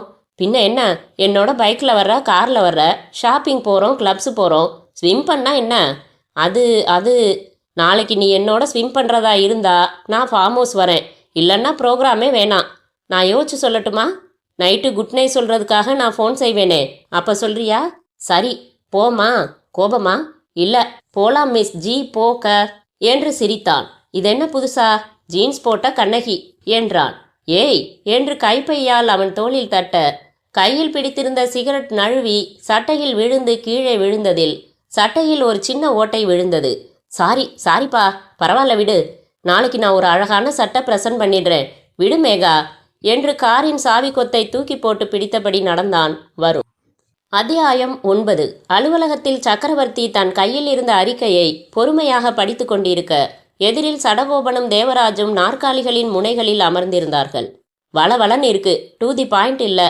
சூப்பர் மார்க்கெட்டுகளில் மக்கள் கூட இல்லை அவங்களா தேவையான பொருள்களை எடுத்து போட்டுக்கிறதால இதை வாங்குறத நிறுத்திட்டு வேற ஒன்றை எதுக்கு வாங்குறீங்கன்னு மக்கள்கிட்ட சேல்ஸ்மேன் கேட்கறதில்லன்னு குறிப்பிட்டிருக்கீங்க. எல்லா மக்களுமா சூப்பர் மார்க்கெட்டுக்கு போய் செல்ஃப் ஷாப் பண்ணுறாங்க? சின்ன கடைகளில் அதிகமாக நீங்கள் ஏன் விசாரிக்கல? இல்லை சார், சில கடைகளில் விசாரித்தோம், காரணம் தெரியல. 2 வாரமாக உங்கள் சோப்பு தூள் ரொம்ப சேல்ஸ் டல்லுதான்னு சொல்கிறாங்க. கஸ்டமர்ஸ் கிட்ட கேட்க மாட்டீங்களான்னு கேட்டால் அதுக்கெல்லாம் நேரம் ஏதுன்னு சொல்கிறாங்க சார். நேரடியாக நம்ம கஸ்டமர்ஸ் கிட்டேயே போய் விசாரிக்க வேண்டியதுதான். 2 கடையில் சொன்னாங்க சார். சில கஸ்டமர்ஸ் கேபிசி வாஷிங் பவுடர் முந்தி மாதிரி இல்லைன்னு கம்ப்ளைண்ட் செஞ்சாங்களாம். அதை நான் இதில் குறிப்பிடல. அதானே சடகோபன் முக்கியம். எந்த கடையில் சொன்னாங்க? மந்தவெளியில் ஒரு கடையிலையும் வெஸ்ட் மாம்பலத்தில் ஒரு கடையிலையும் சொன்னாங்க சார். சரி, நானே வரேன், நீங்கள் என் கூட வந்து கடையை காட்டுங்க. சார், நீங்களா? ஏன்பா, சைக்கிளில் தெரு தெருவாக போய் விற்றவன் தான் நான். எனக்கு ப்ரெஸ்டீஜ் எல்லாம் இல்லை. எனக்கு சிட்டியில் சேல்ஸ் குறைஞ்சதுக்கு காரணம் தெரிஞ்சாகணும், வாங்க என்று எழுந்து விட்டார் சக்கரவர்த்தி. மேற்கு மாம்பலத்தில் குறிப்பிட்ட கடையில் சக்கரவர்த்தி உட்கார மறுத்து குளிர்பானம் மறுத்து, நம்ம கேபிசி வாஷிங் பவுடர் ரெகுலராக வாங்கிட்டு சமீபத்தில் புகார் சொன்ன கஸ்டமர்ஸ் யாருன்னு கொஞ்சம் சொல்லுங்களேன் என்றார். 4-5 பேர் சொன்னாங்க சார் என்றார் கடை முதலாளி. என்ன சொன்னாங்க? கையெல்லாம் எரியுதான், துணி கிழிதான். யார் யார் சொன்னாங்கன்னு தெரியுமா? தெரியும் சார், பக்கத்தில் அட்சயா அப்பார்ட்மெண்ட்ஸ்னு இருக்குது. அங்கே 3 வீட்டுக்கு நாங்கள் தான் சப்ளை பண்ணுறோம். அங்கே 2 வீட்டில் சொன்னாங்க. அப்புறம் ஸ்கூல் டீச்சர் ரோசம்மான்னு. உங்கள் கடைப்பையனை கொஞ்சம் என்னோட அனுப்பி அந்த வீடுகளை அடையாளம் காட்ட சொல்ல முடியுமா ப்ளீஸ் என்றார். அட்சயா அப்பார்ட்மெண்ட்ஸில் முதல் வீட்டில் கதவு திறந்த பெண்மணியிடம் தன்னை அறிமுகம் செய்து கொண்டதும் அவர், உங்கள் பேட்டி கூட பார்த்தேன் சார், உள்ளே வாங்க, உட்காருங்க என்று ஃபேன் போட்டாள். அமர்ந்து, சும்மா தயங்காமல் சொல்லுங்கம்மா, எங்கள் பவுடர் சரியில்லைன்னு கடையில் புகார் சொன்னீங்களா என்றார். ஆமாங்க சார், இதோ பாருங்க என்று அவள் தன் 2 கைகளையும் காட்ட தோல் உரிந்து இருந்தது. என்னாச்சு? 10 வருஷமா உங்கள் பவுடர் தான் நான் யூஸ் பண்ணுறேன். இப்போ கொஞ்ச நாளாக தான் சரியில்லை சார். கையெல்லாம் எரியுது, அழுக்கும் போக மாட்டேங்குது. அப்படியா? ஒவ்வொரு பேட்சும் குவாலிட்டி செக் பண்ணித்தானே அனுப்புகிறோம். மிஸ்டேக் உள்ள கேபிசி பவுடர் இருக்காமா? இருக்குது சார். 1/2 கிலோ பாக்கெட்டில் கொஞ்சம் தான் எடுத்து யூஸ் பண்ணேன். சரியில்லைன்னதும் அப்படியே வச்சுட்டேன். அதை எடுத்துகிட்டு வாங்க. அவள் எடுத்து வந்தாள். வாங்கி பாக்கெட்டில் தயாரிப்பு மாதமும் பேட்ச் நம்பரும் பார்த்தார். இதை நான் எடுத்துகிட்டு போகிறேன். மிக்சிங்கில் ஏதோ தப்பாகி இருக்குமா, என்னை மன்னிச்சிடுங்கம்மா. ஐயோ, பரவாயில்ல சார். இல்லம்மா, இது பெரிய தப்பு. தரம் குறையவே கூடாது. பாருங்க, தோல் உறிஞ்சிருக்கு. வேதனை தானே? நீங்க தப்பா எடுத்துக்காதீங்க என்று பாக்கெட்டில் கைவிட்டு 500 ரூபாய் நோட்டு ஒன்று எடுத்து, இதை வச்சுக்கோங்கம்மா. வேணாம் சார், ஒரு சின்ன நஷ்ட ஈடா நினச்சிக்கங்க. இது எப்படி நடந்ததுன்னு கவனிக்கிறேன், சரி பண்றேன். நன்றிம்மா என்று எழுந்தார். இதே போல வேறு சில வீடுகளிலும் மீதமிருந்த கேபிசி பவுடர் பாக்கெட்டுகளை சேகரித்து கொண்டார். அலுவலகத்திற்கு வந்து சேர்ந்ததும், காரணம் புரியுதா சடகோபன் என்றார். புரியுது சார், ரா மெட்டீரியல்ஸ் கலவையில் ஏதோ தப்பு நடந்திருக்கு. அதனால சில பேர் பாதிக்கப்பட்டு தொடர்ந்து வாங்குறத நிறுத்திட்டாங்க. கலவையில் தப்பு நடந்திருக்கிறதா நான் எல்லார்கிட்டையும் சொன்னேன். நீங்களும் அதையே சொல்றீங்களா? தேவராஜ், நீங்க என்ன சொல்றீங்க? எனக்கும் வேற காரணம் தெரியலையே. என்ன கவனிச்சிங்க? அந்த பாக்கெட்ஸை எடுத்து பாருங்க. அது நம்ம தயாரிப்பு இல்லை. பிரிண்டிங் இங்கு கலர்ல லேசா மாற்றம் தெரியுது. பாலித்தீன் கவர் திக்னஸ் வேற. நாம கலெக்ட் செஞ்சுட்டு வந்திருக்கிற பாக்கெட்ஸ் எல்லாமே டூப்ளிகேட்ஸ். அப்படியே அச்சா நம்ம கம்பெனி எம்பளம் போட்டு பிரிண்ட் பண்ணி பேக் பண்ணி வித்திருக்காங்க. தேவராஜும் சடகோபனும் இப்போது நுணுக்கமாக அந்த பாக்கெட்டுகளை பார்த்துவிட்டு, ஆமா சார் என்றார்கள். இப்போ தப்பு நடக்குதுன்னு புரியுதா?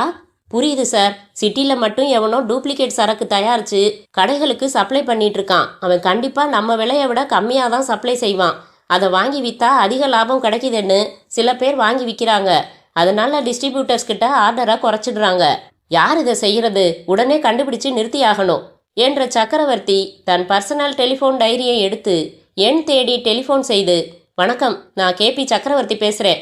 அசிஸ்டன்ட் கமிஷனர் மிஸ்டர் ஜார்ஜ் கிட்ட பேச முடியுமா என்றார். அத்தியாயம் 10. அந்த தோட்ட பங்களாவின் நீச்சல் குளத்தில் ரப்பர் நாற்காலியில் அமர்ந்து மிதந்து கொண்டிருந்த மேகா நீச்சல் உடையில் இருந்தாள். டைவிங் போர்டில் இருந்து நீரில் குதித்தான் வருண். நீந்தி அவள் அருகில் வந்தான். கமான், சேர்ந்து ஸ்விம் பண்ணலாம் என்றான். என்றவளின் கையை பிடித்து தண்ணீருக்குள் இழுத்து விட்டான். நீந்தினாள். தண்ணீருக்கடியில் நீந்தி அவள் கால்களை பிடித்து இழுத்தான். மேற்பரப்புக்கு வந்து போட்டி வைத்து நீந்தினார்கள். பிறகு கரையில் நீளமான பிளாஸ்டிக் நாற்காலிகளில் அருகருகே சாய்ந்து அமர்ந்தார்கள். அவள் உடம்பில் ஊர்ந்து வழியும் தண்ணீர் துளிகளை குறுகுறுவென்று பார்த்தான். நான் ட்ரெஸ் சேஞ்ச் பண்ணிட்டு வந்துடுறேன். உடைகள் மாற்றிக்கொண்டு பங்களா உள்ளே டீ பருகியபடி டிவியில் ஆங்கில படம் பார்த்தார்கள். அவள் அருகில் நெருங்கி அமர்ந்தான் Varun. Megha, I love you தெரியுமே. அவள் கையோடு தன் கை கோர்த்து கொண்டான். ஒரு விரலால் அவள் புருவத்தின் மேல் புருவம் வரைந்தான். தன் மேல் சாய்த்து கொண்டான்.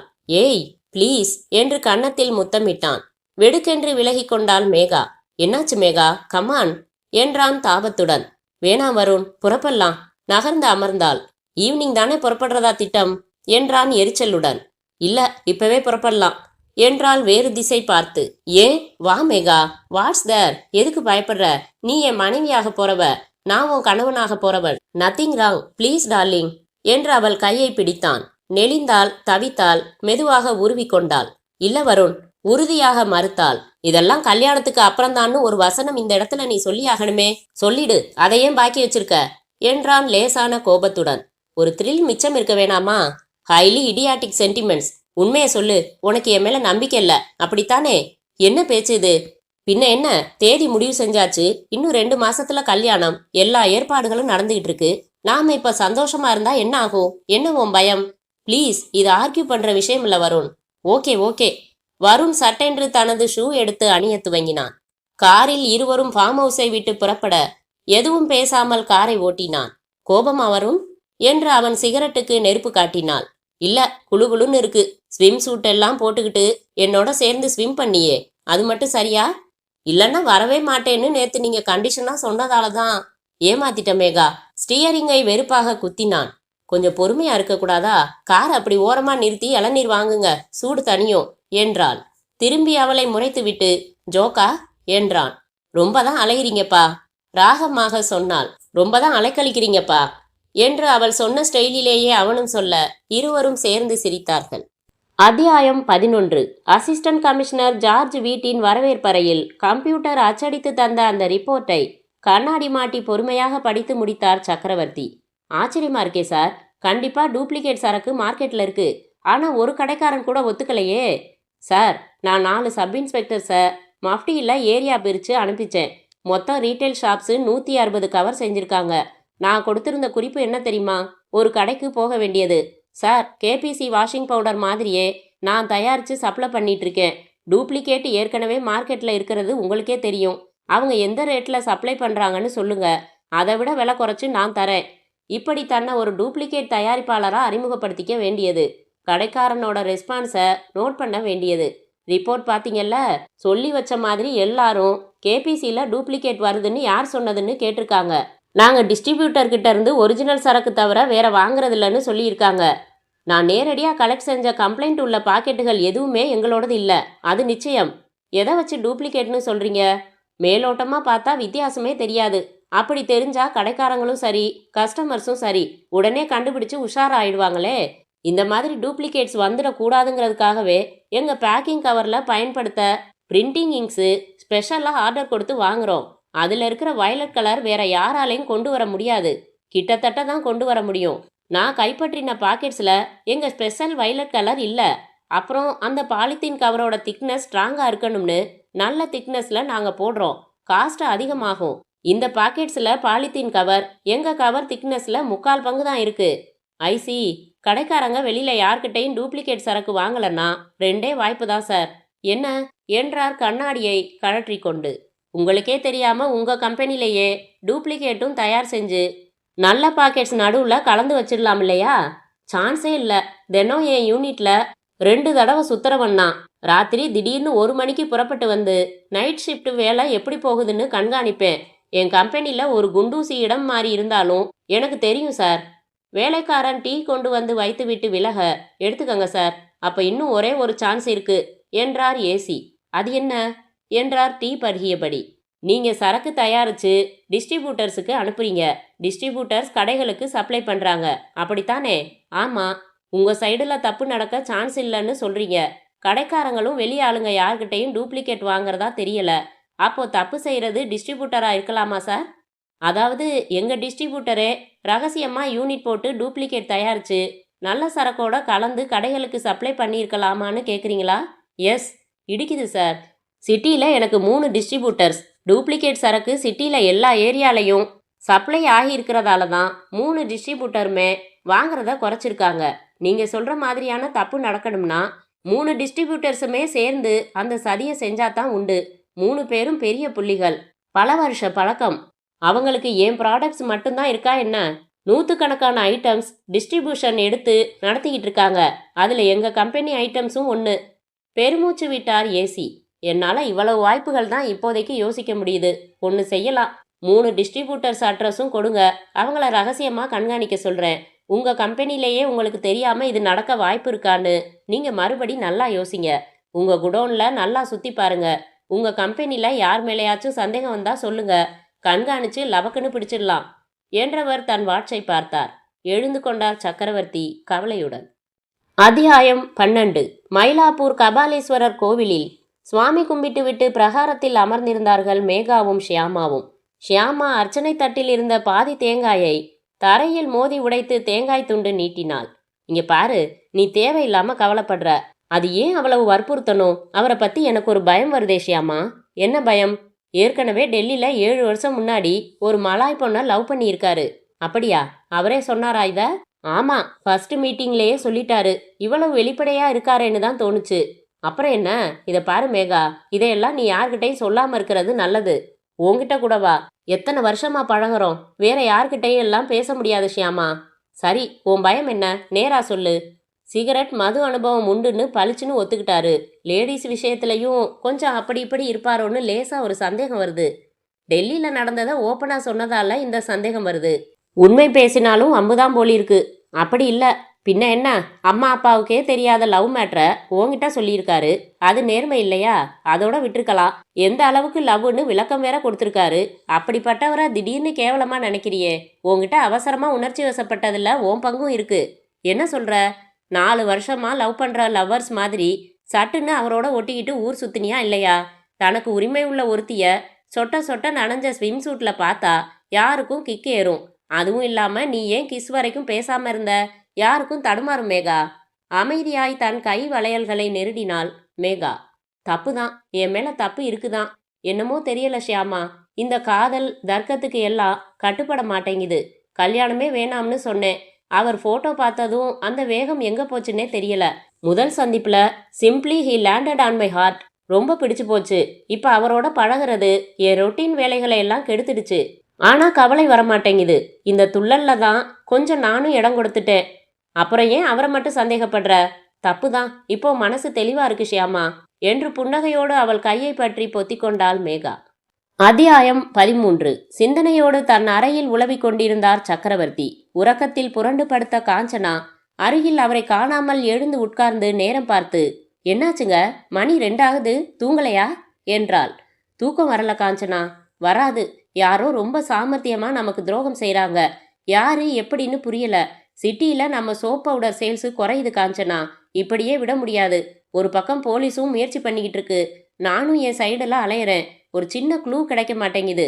இதெல்லாம் காலையில யோசிக்க கூடாதா? கொட்டாவி விட்டாள். நீ தூங்குமா, எனக்கு தூக்கம் வராது. நான் முட்டால் அடிக்கப்படுறேம்மா. அழகா ஏமாத்துறாங்க. எப்படி தூக்கம் வரும்? இது இல்லாம இன்னைக்கு ஆபீஸ்ல வேற ஒரு டென்ஷன். என்னங்க அது? சிட்டில டிஸ்ட்ரிபியூட்டருக்கு காலையில சரக்கு டெலிவரிக்காக வேன் 9 மணிக்கு புறப்பட்டு போயிருக்கு. வழியில டயர் பஸ்ட் ஆகியிருக்கு. நிறுத்தி மாத்தி வேன் போறதுக்கு 2 மணி ஆயிடுச்சு. அதுக்குள்ள டிஸ்ட்ரிபியூட்டர் 3 தடவை ஃபோன் செஞ்சு லோன்னு கத்த ஆரம்பிச்சிட்டாங்க. வேற ஒரு டென்ஷன்ல இருந்த நானே லைன்ல வந்து கொஞ்சம் கோபமா கத்திட்டேன். சரக்கு வர லேட் ஆகுதுன்னு அவங்க கோபப்பட்டது நியாயம். லேட் ஆனதுக்கு என்ன காரணம்னு உங்களுக்கு தானே தெரியும். அவங்களுக்கு எப்படி தெரியும்? கரெக்டு தான். நமக்கும் அப்புறம் வந்து டிரைவர் சொல்லித்தானே தெரியும். ஆனாலும் எனக்கு இருந்த டென்ஷனுக்கு என்றவர் வாக்கியம் முடிக்காமல் சிந்தனையில் ஆழ்ந்தார். என்னங்க திடீர்னு யோசிக்க ஆரம்பிச்சிட்டீங்க? ஒருவேளை இப்படி இருக்குமோ? மேபி. சக்கரவர்த்தி தனக்குள் பேசிக்கொண்டு அவசரமாக லுங்கியை அவிழ்த்து வீசிவிட்டு வேட்டி எடுத்து கட்டினார். சட்டை அணிந்தார். கார் சாவியை கையில் எடுத்தார். என்னங்க, இரு காஞ்சனா, எனக்கு ஒரு புது சந்தேகம். கம்பெனி வரைக்கும் போயிட்டு வந்துடுறேன். இந்த நேரத்திலையா? துணைக்கு வேணும்னா விஷ்ணுவை. விளையாடுறியா? நான் என்ன சின்ன குழந்தையா? தூங்கு, நான் திரும்பி வர்றதுக்கு லேட் ஆகலாம். வேகமாக புறப்பட்டார். தனது கம்பெனிக்கு வந்த சக்கரவர்த்தி யூனிட்டில் வேலைகளை சுற்றி பார்த்துவிட்டு அலுவலகம் வந்து உட்கார்ந்து வாட்ச்மேனை அழைத்தார். ஐயா என்று ஓடி வந்தான். நம்ம கம்பெனி வேன், ஜீப்பு, கார் எதுவா இருந்தாலும் வெளியில போற நேரம் திரும்பி வர்ற நேரம் குறிக்கிற பழக்கம் இன்னும் நடக்குதுல்ல? ஆமாங்க ஐயா. 2 மாசம் நோட்புக் எடுத்துட்டு வா. சூப்பர்வைசர் முத்துராமனை வர சொல்லு என்றார். வந்து நின்ற முத்துராமன், தினமும் யாருக்கு என்ன வேலைன்னு ஒர்க் அலாட்மெண்ட் பிரிச்சு போடுவீங்களே, அந்த லெட்ஜர் எடுத்துட்டு வாங்க என்றார். இருவரும் வருவதற்கு முன் கம்ப்யூட்டரை ஆன் செய்து கடந்த 1 மாதத்தில் சென்னையில் 3 டிஸ்ட்ரிபியூட்டர்களும் எந்தெந்த தேதியில் எவ்வளவு சரக்கு வாங்கினார்கள் என்கிற கணக்கை கேட்டு அதை பிரிண்டரில் அடித்து உருவி மேஜை மேல் வைத்து கொண்டார். அவர் கேட்ட 2 லெட்ஜர்களும் வந்தன. அரை மணி நேரம் இரண்டிலும் அலசிவிட்டு நிமிர்ந்தார். முத்துராமன், நம்ம 4 வேன்ல சிட்டிக்கு டெலிவரி கொடுக்க மட்டும் 2 வேன் தனியா ஒதுக்கி இருக்கோம். அதுல டெலிவரிக்கு ஆரம்பத்துல ஒரு டெலிவரி கிளார்க் கூட போயிட்டு இருந்தாரு. அப்புறம் டிரைவர்ஸை மட்டும் அனுப்ப ஆரம்பிச்சிட்டோம் இல்ல? ஆமா சார். ஆரம்பத்துல ஏரியா வாரியா 37 ஸ்டாக்கிஸ்டுக்கு நேரடியா சப்ளை செஞ்சோம். அப்புறம் 3 டிஸ்ட்ரிபியூட்டர்ஸ்னு முடிவானதால இன்வாய்ஸ் காப்பீஸ், டெலிவரி சலான் எல்லாம் டிரைவர்ஸ் கிட்ட கொடுத்து அனுப்பிச்சா போதும். தனியா ஒரு கிளார்க்கு வேஸ்ட்டுன்னு நான் தான் அந்த சிஸ்டத்தை மாத்தினேன். சிட்டியில சரக்கு டெலிவரிக்கு வேன் எடுத்துட்டு போற டிரைவர்ஸ் யார் யாரு? நாகப்பன், அழகுராஜா, பத்மநாபன், அழகப்பன். அதுல சமீபத்துல அழகப்பன் டெலிவரிக்காக வேனை எடுத்துட்டு போறப்பெல்லாம் லேட்டாவே திரும்பி வந்திருக்கான். பாத்தீங்களா? டயர் பஸ்ட்டு, டிராஃபிக்ல மாட்டி மாமூல் கொடுத்தேன், ஆக்சிடென்ட் ஆனதால சுத்திட்டு போனேன்னு ஏதாச்சும் காரணம் சொல்வான் சார். சரியான வாயரட்ட. சரி, வேலை நடந்தா போதும்னு அதிகம் கண்டுக்காம. சரி, நீங்க போங்க. முத்துராமன் போனதும் சக்கரவர்த்தி போனை எடுத்தார். ஏசி ஜார்ஜ் அறிமுகப்படுத்தி இருந்த இன்ஸ்பெக்டர் தினகரனுக்கு லைன் போட்டார். சார், நான் சக்கரவர்த்தி பேசுறேன். நம்ம டூப்ளிகேட் சரக்கு மேட்டர்ல எனக்கு என்கிட்ட டிரைவரா வேலை பார்க்குற அழகப்பன் மேல ஸ்ட்ராங்கா சந்தேகம் ஏற்பட்டிருக்கு. அட்ரஸ் மட்டும் சொல்லுங்க, அவங்கிட்ட இருந்து உண்மையை நான் வரவழைக்கிறேன். சக்கரவர்த்தி கம்ப்யூட்டரில் தேடி அட்ரஸ் சொன்னார். அத்தியாயம் 14. போலீஸ் ஸ்டேஷனில் ஒலித்த போனை எடுத்த இன்ஸ்பெக்டர் தன் பெயரை சொன்னார். சார், நான் சக்கரவர்த்தி பேசுறேன். Good morning. Good morning sir. நேற்று ராத்திரி இங்கே கொண்டாந்ததுலேருந்து அந்த அழகப்பனை பலவிதமாக விசாரிச்சு பார்த்தாச்சு. நான் எந்த தப்பும் பண்ணலன்னு சாதிக்கிறான். அதை பற்றி சொல்லத்தான் கூப்பிட்டேன். கொஞ்சம் முன்னாடி அழகப்பன் பொண்டாட்டி இங்கே என் வீட்டுக்கு வந்து காலில் விழுந்து கதறினா சார். தண்ணி போட்டுட்டு போதையில அவகிட்ட தான் செய்கிற துரோகம் பற்றி இவன் சொல்லி இருக்கான். புதுசாக அவன் வாங்கி போட்ட நகை 50,000 ரொக்கம் எல்லாம் எடுத்துட்டு வந்திருக்கா. என் புருஷன் தப்பு பண்ணிட்டாரு, மன்னிச்சு விட்டுட சொல்லுங்கய்யான்னு சொல்றா. அவளை அழைச்சிக்கிட்டு நான் இப்போ உங்க ஸ்டேஷனுக்கு வரேன், வாங்க சார் என்று வைத்தார் இன்ஸ்பெக்டர். லாக்கப்பில் இருந்த அழகப்பன் சலனம் எதுவும் முகத்தில் காட்டாமல் சக்கரவர்த்தியை நிமிர்ந்து பார்த்தான். அருகில் இன்ஸ்பெக்டர் உருவிய பெல்ட்டோடு நின்றிருந்தார்.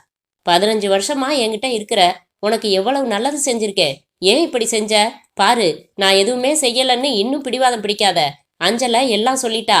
சிட்டில டிஸ்ட்ரிபியூட்டர் குடோன்ல சரக்கை டெலிவரி பண்றதுக்காக நம்ம குடோன்ல இருந்து புறப்படுறப்போ நேரா அங்க போறதில்ல, வேற ஒரு ரகசியமான இடத்துக்கு போய் அங்க ரெடியா இருக்கிற டூப்ளிகேட் சரக்கை ஏத்தி அதே அளவுக்கு நம்ம சரக்கை அங்க இறக்கிட்டு அப்புறம் கொண்டு போய் டெலிவரி செஞ்சிருக்க.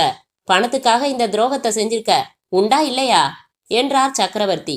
பேசாம ஒத்துக்கையா, உண்மையை ஒத்துக்கிட்டா உன்னை ஐயா மன்னிச்சிடுவாரு என்றால் லாக்கப் அறைக்கு வெளியில் நின்ற அஞ்சலை. அழகப்பன் மௌனம் சாதித்தான். சொல்லு அழகப்பா, எனக்கு எதிராக செயல்படுறது யாரு? டூப்ளிகேட் சரக்கு தயாரிச்சு இந்த மாதிரி உன்னை பயன்படுத்தி என் மார்க்கெட்டை சரிய வைக்க முயற்சி பண்றது யாரு? பெல்ட் அவன் உடம்பில் விற்றென்று தொட்டு விலகியது. கேக்குறாருல்ல, சொல்லுடா, உருமினார் தினகரன். திவாகர் போன் பேசி முடித்து வைத்துவிட்டு எதிரில் இருந்த வினோத்திடம், வினோத் டேஞ்சர் என்றான். என்ன சொல்ற? லாக்கப்ல இருக்கிற அழகப்பன் எல்லா உண்மையையும் சொல்லிடுவான் போல இருக்கான். அப்படியா என்றான் வினோத். என்ன சாதாரணமா கேக்குற? ஹெலிகாப்டர்ல பறக்கிறவன் ஆபத்து ஏற்பட்டா எப்படி தப்பிப்பான் திவாகர்? பாராஷூட் இருந்தா முதுகுல கட்டிக்கிட்டு ஹெலிகாப்டர்ல இருந்து குதிச்சிடுவான். பாராஷூட் இல்லைன்னா கஷ்டம்தான். நம்ம கிட்ட பாராஷூட் இருக்கு திவாகர், எதுக்கு கவலைப்படணும்? புரியலையே, சொல்றேன் என்று சிரித்தான் வினோத்.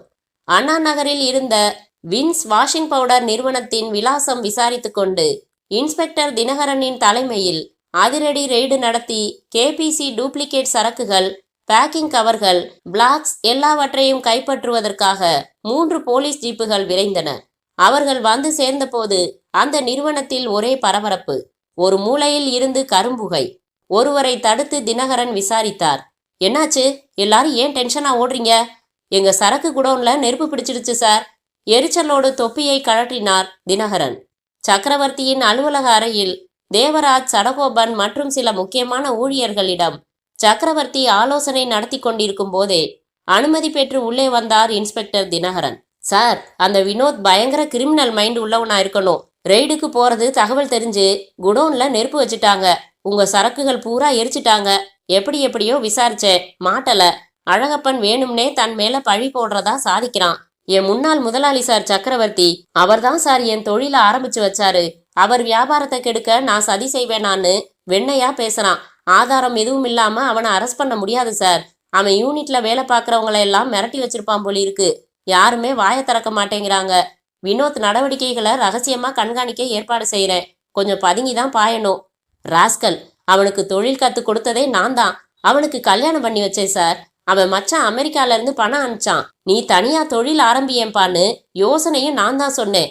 தீட்டின மரத்துல பதம் பாக்குறது மாதிரி பண்ணிட்டான். என் கண்ணத்துல அவன் அரைஞ்சிருந்தா கூட மன்னிச்சிடுவேன். என் தொழில்ல நான் வாங்கியிருக்கிற நல்ல பேரை கெடுக்க பார்த்தானே. தொழில் பண்றது பணத்துக்காக மட்டும் இருக்கக்கூடாதுன்னு நினைக்கிறவன் நான். அன்னைக்கு அந்த அம்மா கையில தோல் உறிஞ்சிருந்ததை பார்த்து கண் கலங்கிட்டேன். நான் பார்த்தது ஒரு லேடி, நான் பார்க்காம எத்தனை பேர் கஷ்டப்பட்டிருப்பாங்க. இதுவே அமெரிக்காவா இருந்தா கன்சியூமர் கோர்ட்ல கேஸ் போட்டிருப்பாங்க சார். அவனை விடக்கூடாது.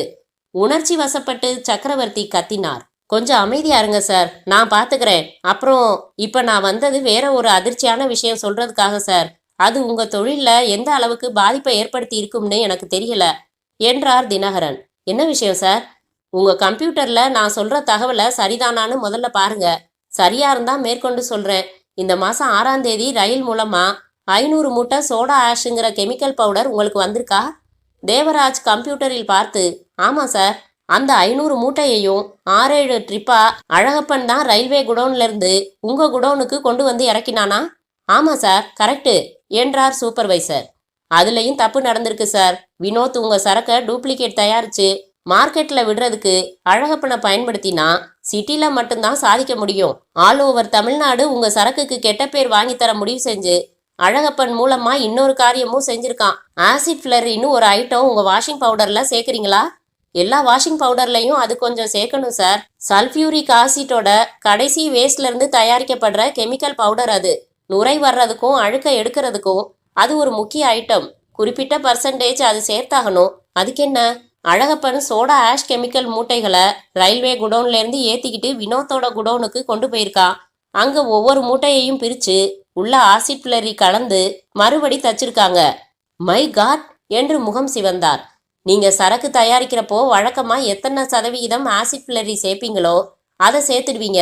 அதை தவிர சோடா ஆஷ் சேர்க்கிறப்போ உங்களுக்கு தெரியாம இன்னும் கொஞ்சம் ஆசிட் ஃபில்லரி சேரும். அது உங்க ப்ராடக்ட் தரத்தை பாதிக்கும் இல்லையா? அதான் அவன் நோக்கம்.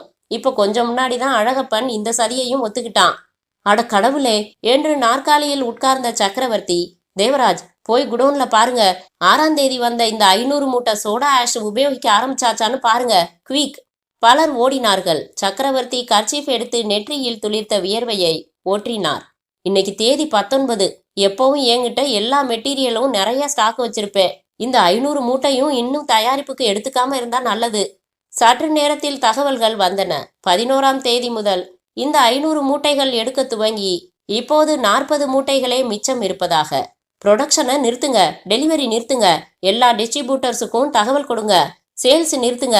ரீட்டைல் கடைகளில் 11ஆம் தேதிக்கு அப்புறம் சப்ளை செய்யப்பட்ட எல்லா வாஷிங் பவுடர் பாக்கெட்டுகளையும் திரும்ப எடுக்க சொல்லுங்க, கத்தினார் சக்கரவர்த்தி. தேவராஜ் கம்ப்யூட்டரில் தட்டி பார்த்து, சார் நிறைய சரக்கு தமிழ்நாடு பூரா போயிடுச்சு. எல்லாத்தையும் பேன் பண்றதுனா கிட்டத்தட்ட 2 கோடிக்கு மேல நஷ்டமாகும் என்று இழுத்தார். பரவாயில்ல, நஷ்டமானா பரவாயில்ல. நமக்கு தகவல் தெரிஞ்சப்புறம் தப்பான சரக்கை வியாபாரம் பண்ணக்கூடாது. நான் சொன்னதை செய்யுங்க. நம்ம கையில உள்ள அந்த சோடா ஆஷ் போட்டு தயாரிச்ச அவ்வளவு சரக்கையும் தனியா பிரிச்சு ஒதுக்கி வச்சிடுங்க. ஒரு 4 நாள் ப்ரொடக்ஷன் நின்னாலும் பரவாயில்ல. நடந்த தப்புக்கு நடவடிக்கை எடுத்ததுக்கு அப்புறம் தான் மற்ற வேலை, புரிஞ்சுதா என்றார் சக்கரவர்த்தி. அத்தியாயம் 15. அப்படியாக திடுதிப்பென்று சக்கரவர்த்திக்கு ஏற்பட்ட முதல் சரிவு ஒரு வைரஸ் கிருமியாக பரவ துவங்கியது.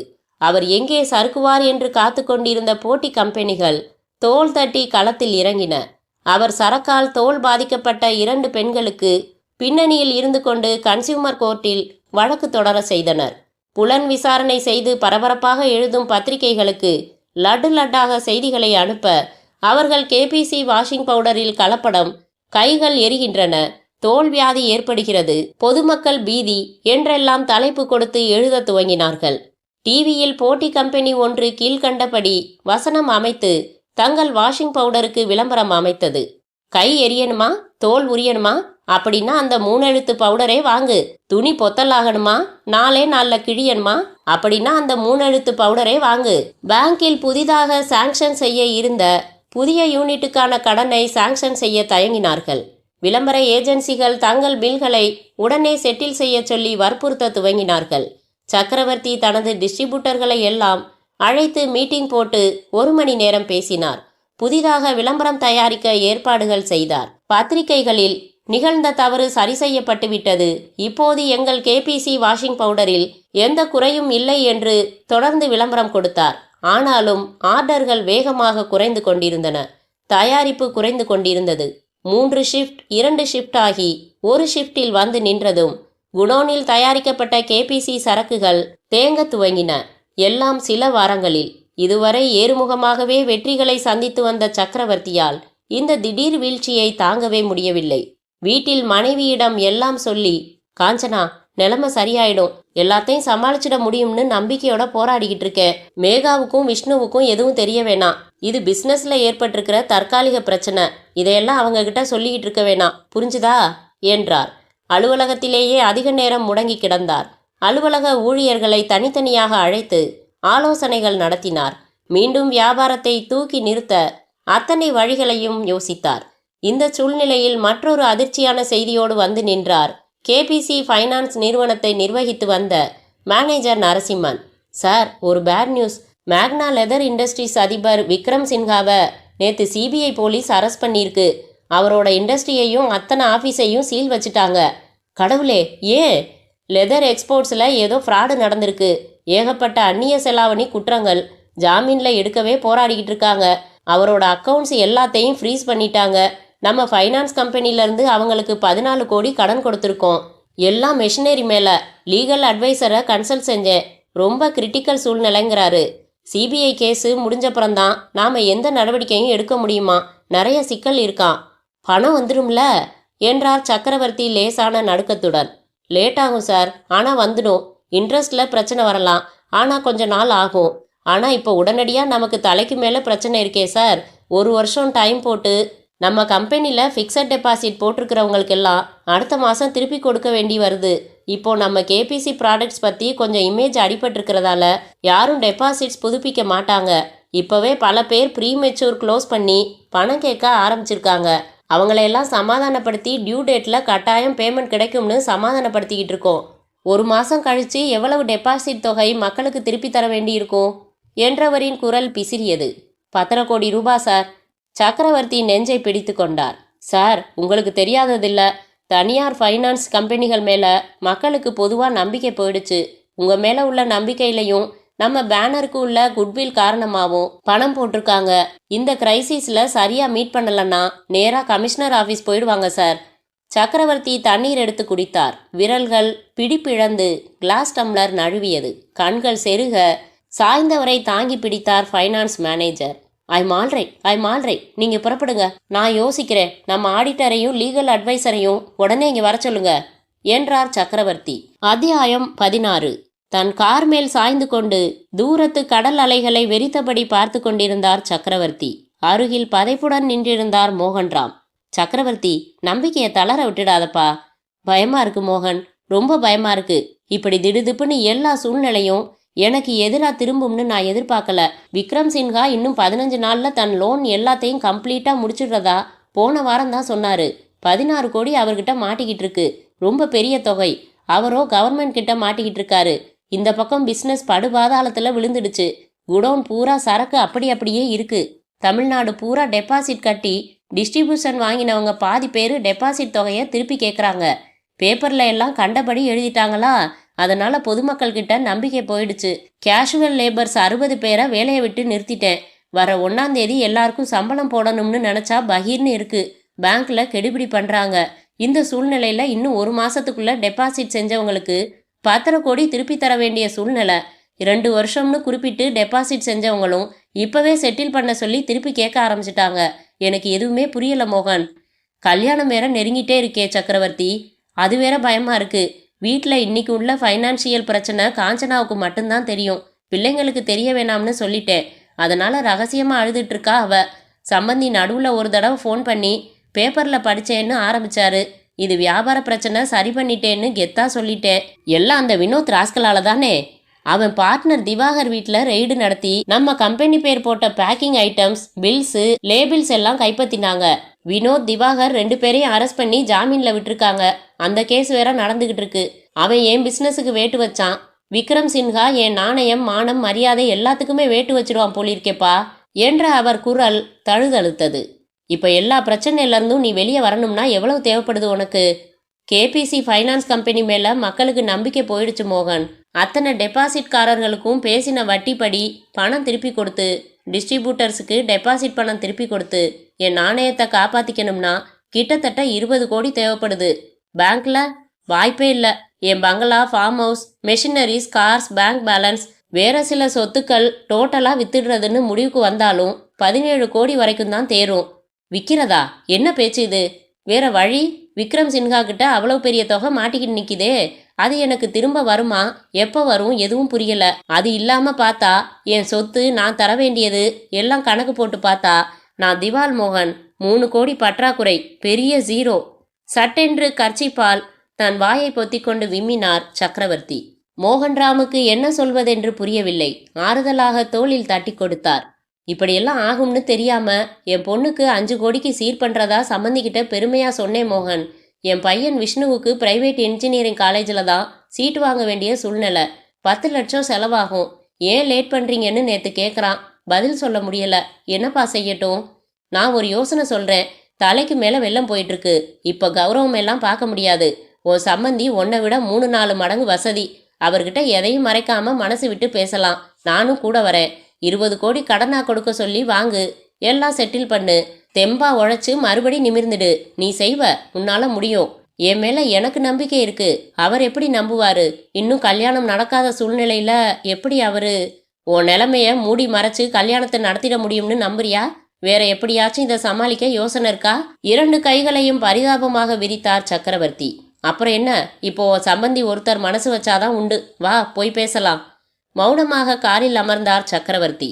ராஜபாஸ்கரின் வீட்டின் தனி அறை. மெத்தை போட்ட ஊஞ்சலில் மெதுவாக அசைந்தபடி பைப் உபயோகித்தபடி ராஜபாஸ்கர் எதிரே அமர்ந்திருந்த மோகன்ராம் சொன்னதையெல்லாம் பொறுமையாக கேட்டுக்கொண்டிருந்தார். தலைகுனிந்தபடி அமைதியாயிருந்தார் சக்கரவர்த்தி. பணம் இன்னைக்கு வரும், நாளைக்கு போகும். ஆனா மனசுதான் முக்கியம். சக்கரவர்த்தி யாருக்கும் கெட்டது நினைச்சதில்ல.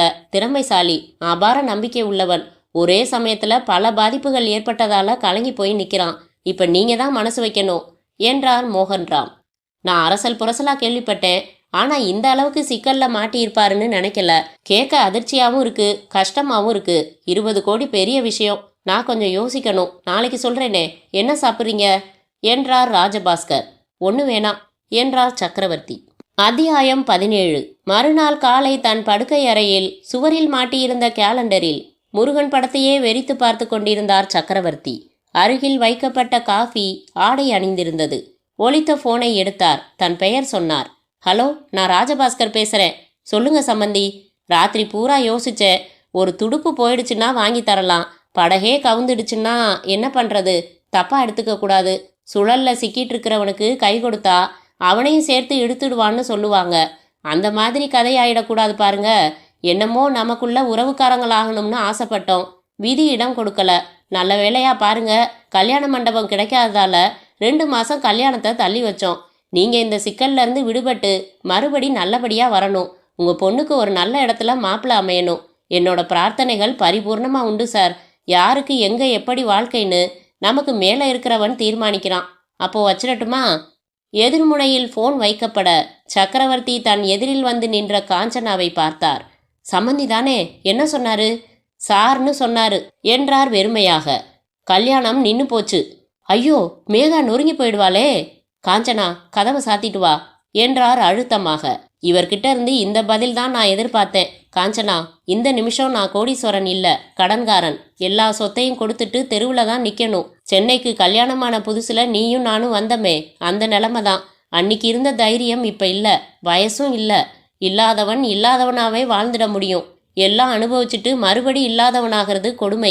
அன்னைக்கு இந்த ஊர்ல என்னை யாருக்கும் தெரியாது. இன்னைக்கு தெருவில் எப்படி நடக்கிறது? யார் முகத்தை எப்படி பார்க்கறது? பசின்னா என்ன, பிரச்சனைனா என்னன்னு தெரியாம நம்ம குழந்தைங்கள வளர்த்தோம். அவங்க எப்படி தாங்குவாங்க? என் பொண்ணு தலை காத்துல களைஞ்சிருந்தாலே கவலைப்படுவேன்னா அவ கண் கலங்கினா நான் எப்படி பார்க்க முடியும்? நம்ம குழந்தைங்களுக்கு எவ்வளவு கனவுகள் இருக்கு. விஷ்ணு எப்படி என்ஜினியர் ஆக முடியும்? கொடுமை காஞ்சனா, கொடுமை. என்னால கற்பனையா கூட நினைக்க முடியல. விக்கி அழ துவங்கினாள் காஞ்சனா. அழக்கூடாது காஞ்சனா. இப்போ அழாம தைரியமா முடிவெடுக்கணும். மான அவமான பிரச்சனையை சந்திக்காம நாணயத்தையும் காப்பாத்திக்கிட்டு எல்லாருக்கும் நிம்மதி கிடைக்க ஒரு வழி இருக்கு. என்னங்க, என் சொத்து எல்லாத்தையும் ஒரு உயில் மாதிரி என் கடன்களுக்கு செட்டில் செய்ய சொல்லி எழுதி வச்சிடுறேன். நாம 4 பேரும் குடும்பத்தோட தற்கொலை செஞ்சுக்கலாம். என்ன சொல்ற என்றார் சக்கரவர்த்தி உணர்ச்சி பூர்வமாக. வாழ்ந்து கிடக்கூடாதுங்க. நான் ரெடிங்க. எந்த விஷத்தை வேணாலும் கொடுங்க. உங்க கையால கொடுங்க. முதல்ல நான் போயிடுறேன் என்றாள் காஞ்சனா. பிள்ளைங்க என்றாள் தயங்கி. அவங்களுக்கு பிரச்சனை எதுவுமே தெரியாதே காஞ்சனா. நிலைமைய சொல்லி அவங்களுக்கு அதிர்ச்சி தர்றதுக்கு பதிலா எதுவுமே சொல்லாம நாம குடிக்கிற விஷத்தையே அவங்களுக்கு விஷம்னு சொல்லாம கொடுத்துட்டா என்ன? இது கொலை இல்ல. அவங்க கஷ்டப்படக்கூடாது, அவமானப்படக்கூடாது, நொந்து போகக்கூடாது. அதுக்காக பொம்பளை பிள்ளைய வளர்த்து கட்டி கொடுக்கறது கஷ்டம்னு கருவிலேயே கலைக்கிறதுல சம்பந்தப்பட்டவங்களுக்கு ஏதோ ஒரு முரட்டு நியாயம் இருக்கிற மாதிரி இதுவும் ஒரு அன்பு கொலை, கருணை கொலை. பொதுமக்கள் பார்வையில 4 தற்கொலையாதான் தெரிய போகுது. நீங்க எப்படி சொன்னாலும் சரி என்றாள் காஞ்சனா அழுகையினூடே.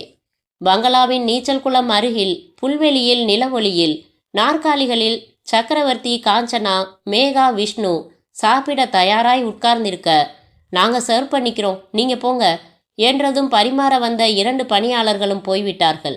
இன்னைக்கு வெஜிடபிள் சூப் நானே செஞ்சேன் மேகா, சாப்பிடு. விஷ்ணு, உனக்கு வெஜிடபிள் சூப் ரொம்ப பிடிக்குமில்ல, சாப்பிடு என்றாள் காஞ்சனா. அது சரி, கொஞ்ச நாளா நீங்க 2 பேரும் ரொம்ப டல்லா இருக்கீங்களே, ஏன் என்றாள் மேகா இருவரையும் பொதுவாக பார்த்து. ஒண்ணுமில்லையே என்றாள் காஞ்சனா. கொஞ்சம் பிஸ்னஸ் டென்ஷன் என்றார் சக்கரவர்த்தி. விஷ்ணு தன் சூப்பை ஸ்பூனால் கலக்கிவிட்டு சாப்பிட போக, இரு விஷ்ணு என்று தடுத்த மேகா, ஏமா பெப்பர் போட்டியா என்றாள். போட்டேம்மா. பாய்சன் போட்டாச்சா? மறந்திருக்க போற. இருவரும் திடுக்கிட்டு பார்த்தார்கள். பாய்சனா? வாட் நான்சென்ஸ் என்றான் விஷ்ணு. ஆமா, நான்சென்ஸ் தான். நிலைமை மாறும்போது புத்தி கெட்டு போய் ரொம்ப சென்ஸ் உள்ளவங்க கூட நான்சென்ஸா நடந்துக்குவாங்க. என்ற மேகா எழுந்து 4 பேரின் முன்னாலும் இருந்த சூப் கப்புகளில் இருந்த சூப்பை புல்வெளியில் கொட்டினாள். அப்பாவை பார்த்தாள். நீங்களும் அம்மாவும் பேசிட்டு இருந்ததை கேட்டுட்டேன்பா. 2 குடும்பத்தையும் எதிர்த்துக்கிட்டு பாக்கெட்ல பணமே இல்லாம இங்க வந்து நம்பிக்கை ஒன்றை மட்டும் மூலதனமா வச்சு போராடி முன்னேறின நீங்க எடுக்கிற முடிவாப்பா இது? உங்களை உதாரணமா எத்தனை இளைஞர்கள் நினைச்சுக்கிட்டு இருக்காங்க. அவங்களுக்கெல்லாம் இப்படி ஒரு அவமரியாதை செய்ய எப்படி மனசு வந்துச்சு? தற்கொலை ஒரு தீர்வாப்பா? அசிங்கமான தப்பித்தல் இல்லையா? நீங்க தற்கொலை செஞ்சுக்கிறதே தப்பு. இதுல எங்களை வேற பலிகடாவாக்க நினைச்சது பேத்தலா தெரியலையா? நாங்க கஷ்டப்படக்கூடாதுங்கிறதுக்காக என்ன முடிவு இது? நீங்க எங்களுக்கு பாசத்தையும் வசதியான வாழ்க்கையையும் மட்டும்தான் கொடுத்தீங்களா? நம்பிக்கையை கொடுத்துருக்கீங்க. உங்க மூலமா போராடினா ஜெயிக்க முடியும்னு அழுத்தமா எங்க மனசுல விதைச்சிருக்கீங்க. நேர்மைய, நாணயத்தை, நல்ல பண்புகளை, ஒழுக்கத்தை கொடுத்துருக்கீங்க. அன்னைக்கு உங்க வாழ்க்கைய சூன்யத்துல துவக்கினப்போ உங்களுக்கு இருந்த அதே நம்பிக்கை எங்களுக்கு இருக்காதுன்னு எப்படி நினைச்சீங்க? உங்க வாழ்க்கையில முன்பாதியில கஷ்டப்பட்டீங்க, பின்பாதி சந்தோஷப்பட்டீங்க. எங்களுக்கு முன்பாதியில சந்தோஷத்தை காட்டிட்டீங்க. இப்போ கஷ்டப்படணும்னா பட்டுட்டு போறோம். வசதி முக்கியம் இல்ல, ஆனா வாழ்க்கை முக்கியம் என்றாள் மேகா. தலை குனிந்து அமர்ந்திருந்தார் சக்கரவர்த்தி. என்னை மன்னிச்சிடுமா, என்னோட சூழ்நிலை அப்படி, எனக்கு வேற வழி தெரியல என்றவர் தன் நிலையை அழுகையினூடே புலம்பினார். விஷ்ணு உறைந்து போய் பார்த்து கொண்டிருந்தான். அவ்வளவுதானே? உங்களை சிம்பிளா ஒரே ஒரு கேள்வி கேட்குறேன். ஒரு காதல் ஜோடி பெற்றோர் எதிர்க்கிறதால சேர்ந்து ஜோடியா தற்கொலை செஞ்சுக்கிட்டா என்ன சொல்வீங்க? அதுக்கு பதிலா எங்கேயாவது ஓடி போய் கண்காணாத தூரத்துல வாழ்ந்திருக்கலாமேன்னு சொல்லுவீங்களா, மாட்டீங்களா? அதையே தான் நானும் சொல்றேன். நாம எல்லாரும் இதே ஊர்ல இருந்தாதானே மான பிரச்சனை. வேற ஊர் போகலாம், ஓடி போக வேணாம். முறையா நம்ம எல்லா சொத்துக்களையும் வச்சு எல்லா பிரச்சனைகளையும் முடிச்சுட்டு போலாம். எங்களுக்காக நீங்க உழைச்சிட்டீங்க, உங்களுக்காக நாங்க உழைக்க தயாரா இருக்கோம்ப்பா. உங்களுக்கு ஒரு துறை கை கொடுத்தது, ஒரு நட்பு கை கொடுத்தது. எங்களுக்கும் ஒரு வழி கிடைக்கும், நம்பிக்கை இருக்குப்பா. முதல்ல வேலைக்கு போறேன், அப்புறம் தொழில் ஆரம்பிக்கிறேன். உங்களை பழைய நிலைமைக்கு கொண்டு வர்றது ஏன் பொறுப்பு. இந்த பைத்தியக்காரத்தனமான முடிவை மனசால கூட நினைக்க மாட்டேன்னு எனக்கு நீங்க பிராமிஸ் பண்ணணும் என்றாள். தன் மகளை உணர்ச்சி பெருக்கில் அணைத்து அவள் நெற்றியில் முத்தமிட்டு, மகா பாவம் செய்ய இருந்தேம்மா என்று தன் முகத்தில் அறைந்து கொண்டார் சக்கரவர்த்தி. உன் கல்யாணத்தை எப்படியெல்லாம் நடத்தி பார்க்க நினைச்சேன். அதை விடுங்கப்பா. நேத்திலிருந்து 3 தடவை ஃபோன் செஞ்சும் வருணை பிடிக்க முடியல. ஒரு தடவை இல்லைன்னு சொல்லுன்னு அவரே சன்னமா சொன்னது கேட்டது. என் மேல எதுவும் கோபமோன்னு புரியாம தவிச்சேன். இப்பதானே புரியுது. இந்த கல்யாணம் நின்னது என்னமோ சந்தோஷமா தான் இருக்கு. இப்ப என் லட்சியம் அது இல்லப்பா என்றாள். போனை எடுத்த வருண், ஹலோ, வருண் ஸ்பீக்கிங் என்றான். வருண், நான் மேகா பேசுறேன். ராங் நம்பர்னு சொல்லி கட் பண்ணிடாதீங்க. நம்ம கல்யாணத்தை பத்தி என்ன முடிவு செஞ்சீங்க? அதான் எங்க அப்பா உங்க அப்பா கிட்ட பேசிட்டாரே. பேச வேண்டியது நீங்களும் நானும் இல்லையா Varun? I am sorry Megha, இப்படி எதிர்பாராத திருப்பங்கள் ஏற்படும்னு நான் எதிர்பார்க்கவே இல்லை. நல்ல வேளை நாம எல்லை மீறாம ஃப்ரெண்ட்ஷிப் வச்சிருந்தது டீசெண்டா பிரியறதுக்கு நல்லதா போச்சு. சி, பேசாத வருண். நமக்குள்ள இருந்தது ஃப்ரெண்ட்ஷிப்பா? எல்லை மீறி பழகலையா? எது எல்லை? மனசு எல்லை மீறல, உடம்புல மீற பார்க்கல, ஒரு நாளைக்கு 10 தடவை ஐ லவ் யூ சொல்லிக்கல. இப்போ இப்படி பேச உனக்கு வெக்கமா இல்ல? உன் மனசாட்சி உறுத்தல? என்ன ஜீ போக்கன்னு கிண்டல் செய்வியே. நான் ஜீன்ஸ் போட்ட கண்ணகியா இருந்ததுனால தான் இப்போ இப்படி திமிரா பேசுற. இல்ல, தப்பு. அன்னைக்கு நான் உன்னை அனுமதிச்சிருந்தாலும் இப்படித்தான் பேசுவ. என்னைக்குமே உனக்கு மனசை விட மணி பர்ஸ் தான் முக்கியம். கேவலம் பணத்துல நாங்க தாழ்ந்துட்டதால தூக்கி எறிஞ்சிட்டீங்களே. இந்த அவமானம் தான் என் லட்சியத்துக்கு எரு. வைடா போன. வருண் வைத்துவிட்டு சிகரெட் பற்ற வைத்தான். சில மாதங்களுக்கு பிறகு பெங்களூரில் அந்த வாடகை வீட்டுக்குள் உற்சாகமாக நுழைந்த மேகா அப்பா, அம்மா, தம்பிக்கு சாக்லேட் டின்னை திறந்து நீட்டினாள். அபூர்வா இன்டீரியர் டெக்கரேட்டர்ஸ் கம்பெனியில் எனக்கு வேலை கிடைச்சிருக்கு. 3000 சம்பளம். இதோ பாருங்கப்பா அப்பாயின்மெண்ட் ஆர்டர் என்றாள். சக்கரவர்த்தி அவள் கையை பற்றி குலுக்கினார். முற்றும்.